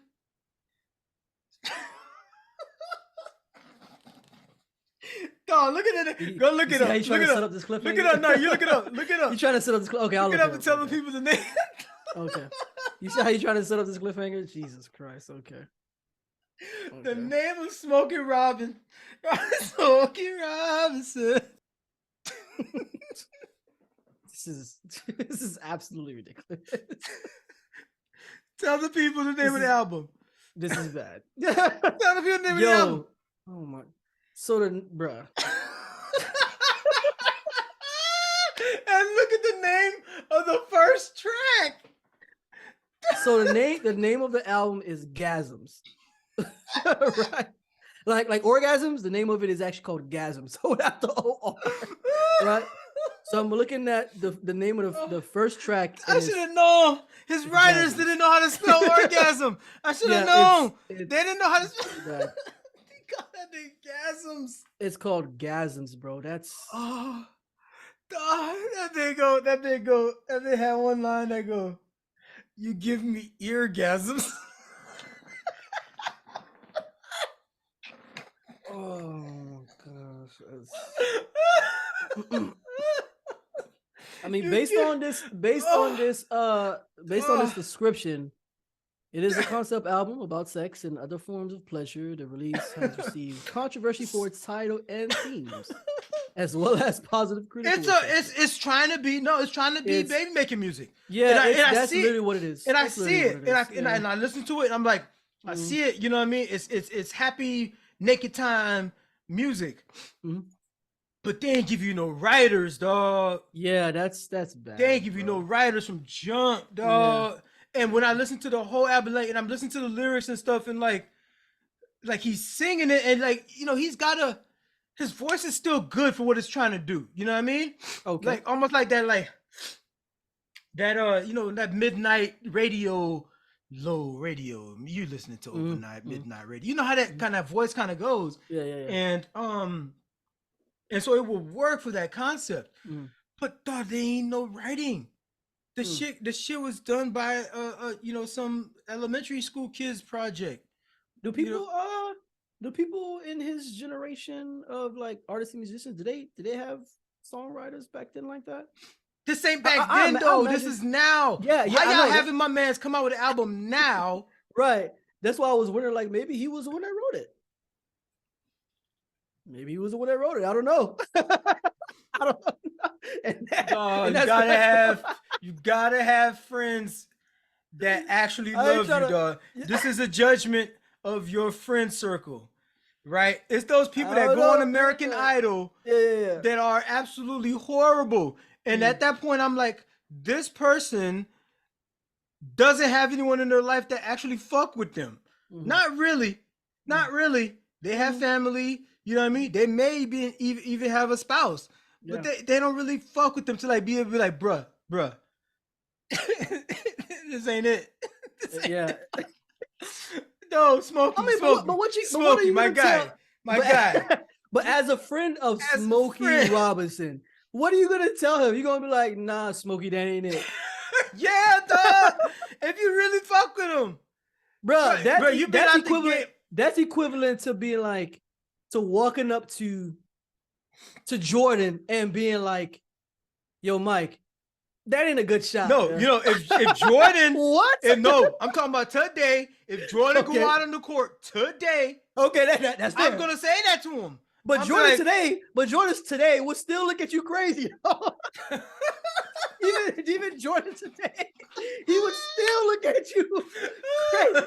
You know what he would say? He was like, I got 6 rings. What are you talking about?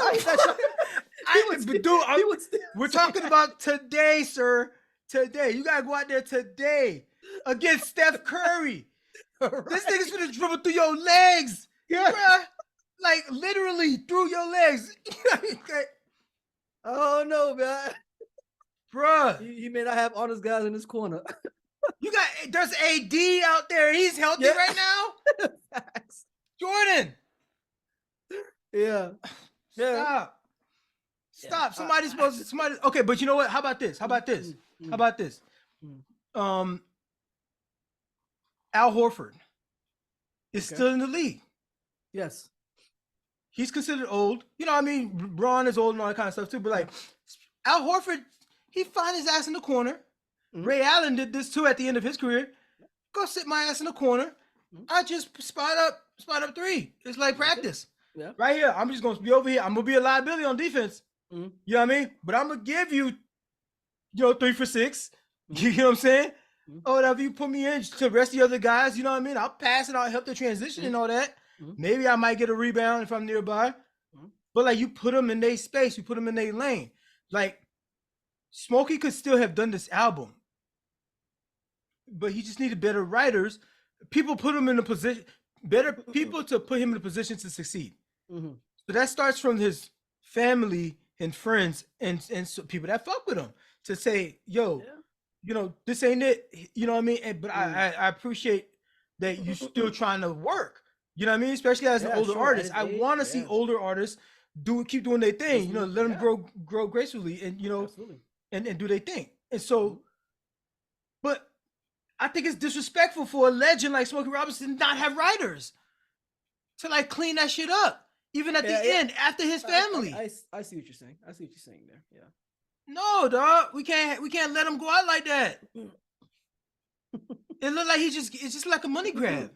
I mean, Babyface. It just looked like he's just trying to make a bag. That's true. It does look like that low key. Because even like Babyface would have put out some new music in the past year or so, and based on his lyrics, he definitely had songwriters.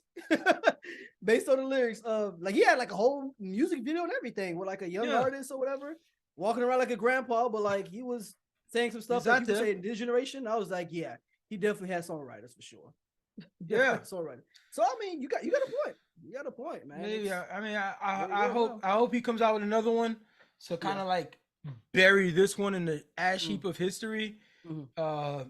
But the concept was not a bad concept. His sound, he sounds fine. He sounds great for especially for that concept. Yeah.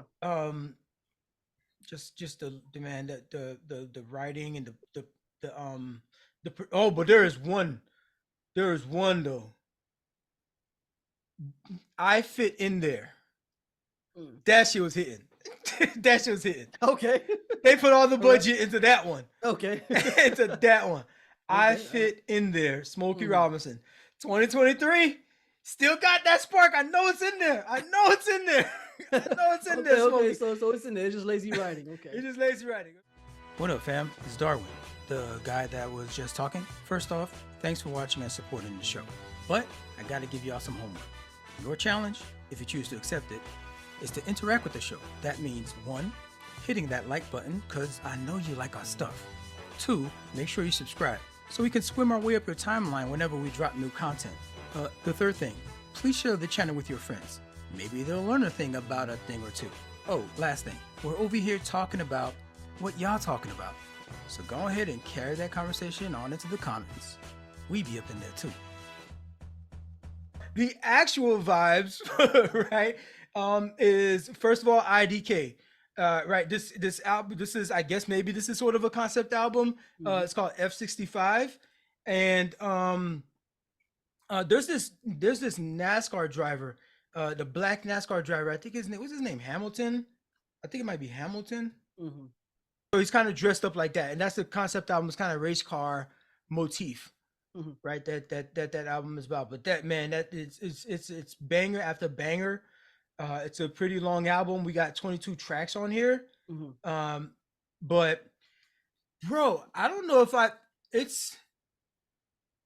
it's fucking, I feel like he just created a new genre. I don't know if he created it or maybe I'm just being introduced to it. This is trap jazz. It's jazzy. It's a jazzy ass album. I don't think I would have ever imagined hearing something like that. I would make it akin to. I would make it akin to a little bit like Kendrick. But I don't really see Kendrick as trap music at all at any level. But this one is a little bit more. It's a little bit more gritty. Matter of fact, I think this dude was, I don't know if he's a former gang member. How would you define Kendrick's music? Kendrick's music is more poetic. It's more street poetry. Okay. I think that's accurate. Yeah. Kendrick is street poetry. So this dude is but it's all layered over saxophones and spoken word and pianos and like bass guitars. This fucking like hood nigga. You know what I'm saying? You know what I'm saying? Clearly he's had some interesting inspiration. The shit is good. The shit is good. So shout outs to IDK for that. Oh, by the way, IDK stands for what that joint stands for? I was thinking I don't know, but It it was might be some something like different for him. ignorantly doing something. Let me forgot what that joint stand for. AK rapper.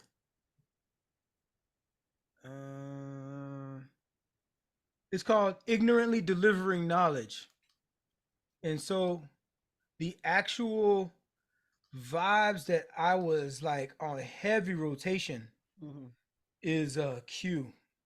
Q put out an album. Schoolboy Q or Q-Tip? Q. That's his name. That's his name now? The letter Q. Oh, The letter Q. oh, so this is a separate being entirely. The entire individual. And Okay, we're not talking about it's a whole different being. There could be other Qs out there in the world. Apparently so. It's news to me. And so actually that's part of the ambiguity that he like leans into. You like, because it's kind of hard to like nail him down on what he does. He says that his father named him Q because he's just like he knew he was gonna be destined for great things. So he wanted to give him an ambiguous name that could mold into whatever he wanted to be, something like that, some crazy stuff. Does one letter qualify as a name? His name's Q. So the album is called Soul Present, and I think you remember when we talked about when I talked about that Yachty when that Yachty came out? One thing I said is that Yachty is putting everybody on notice early. He's letting y'all know this is the bar. This is the bar. We put out that album. I said Yachty's album should be nominated for Album of the Year. I think I have our second nomination. Oh my God. Okay. I think I have our second. and here's the thing. Okay. I think Q came through and told Yachty to hold my Chardonnay. Because that's the vibes. Okay. You're going to need a Chardonnay. That's what pairs well with this Soul Present album. See, now you gassing it. I'm just telling you, you might want to go buy a fresh bottle, get a recommendation. Okay. Because that's the vibes. This is some fucking like adult fucking nuanced shit. Talk about from top to bottom. And shout out to Broward County. Okay, I see Broward County doing that. Okay. That dude was just doing this from Broward County. Oh, that's fire. He's moved to LA and all that stuff now, but like because to get connections and all that stuff and make the music. Yeah, he had a song from one of his songs was featured on Insecure. As one of like the closing tracks. Yeah, this album is fucking flawless. Come on, bro. Now flawless. Now you gassing it, bro. I don't even think there are flawless albums that exist anymore. Like that's kind of as a music production, it's flawless, and it's not the thing that's like this album is gonna be for everybody. I'm not saying that, but if you go into it with just as a music critique, a work of art, you're saying musically it's flawless. Musically is flawless. Like the tempo, the layout, the from track to the build up to till the end.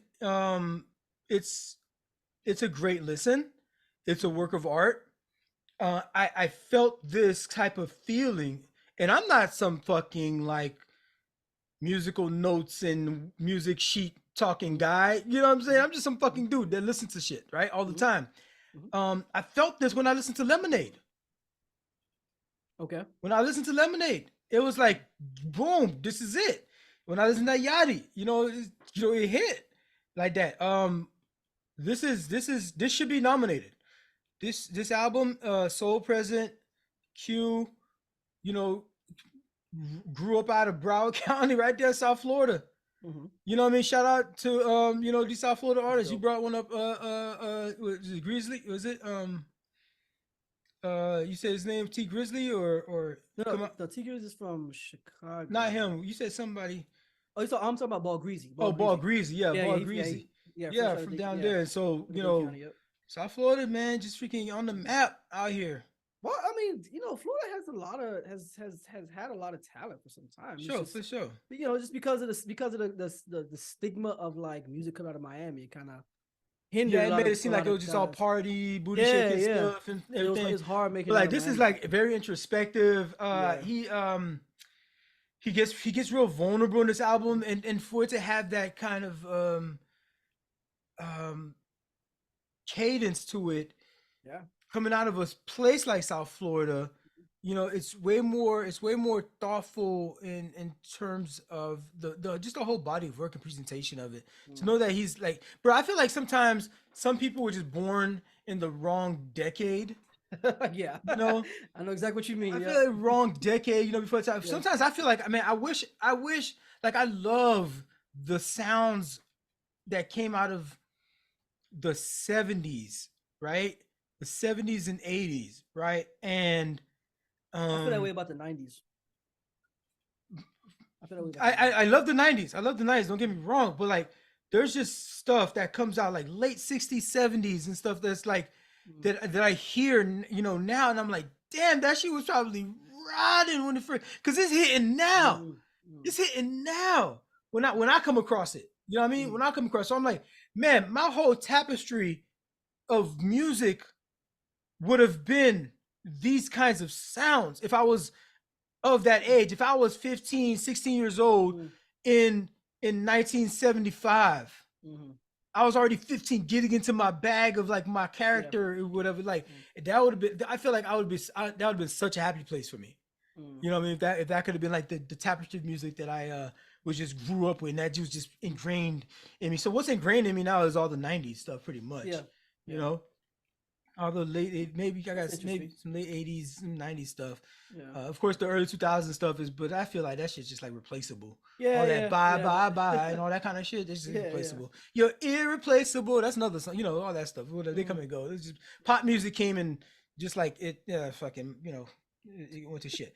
But the last thing I'll say about Q is that he actually says he has influences of Michael Jackson and Drake, right? As a fusion sort of, but he gives way more Prince to me, Prince and Childish Gambino to me. But I'm like, if who he thinks he's influencing, he's styling himself after is Michael Jackson, it's not it, because when I'm listening to him, I'm getting way more Prince vibes. I'm getting way more Prince vibes from him when I'm hearing him. And maybe there is some crossover with Prince and Michael Jackson. In terms of stylistics, certain songs and stuff. But like, in terms of acoustics, music production, I think Prince was more of that ilk versus the poppy. The Michael really leaned pop. Okay, I got you. I see what you're saying. Yeah, because Prince was more like kind of rock and roll a little bit, wasn't he? It's rock, but it was like adult contemporary rock. It's pop. It was not really pop. It was like soulful rock, contemporary, adult contemporary, something like that. So yeah, he was in his own kind of lane there.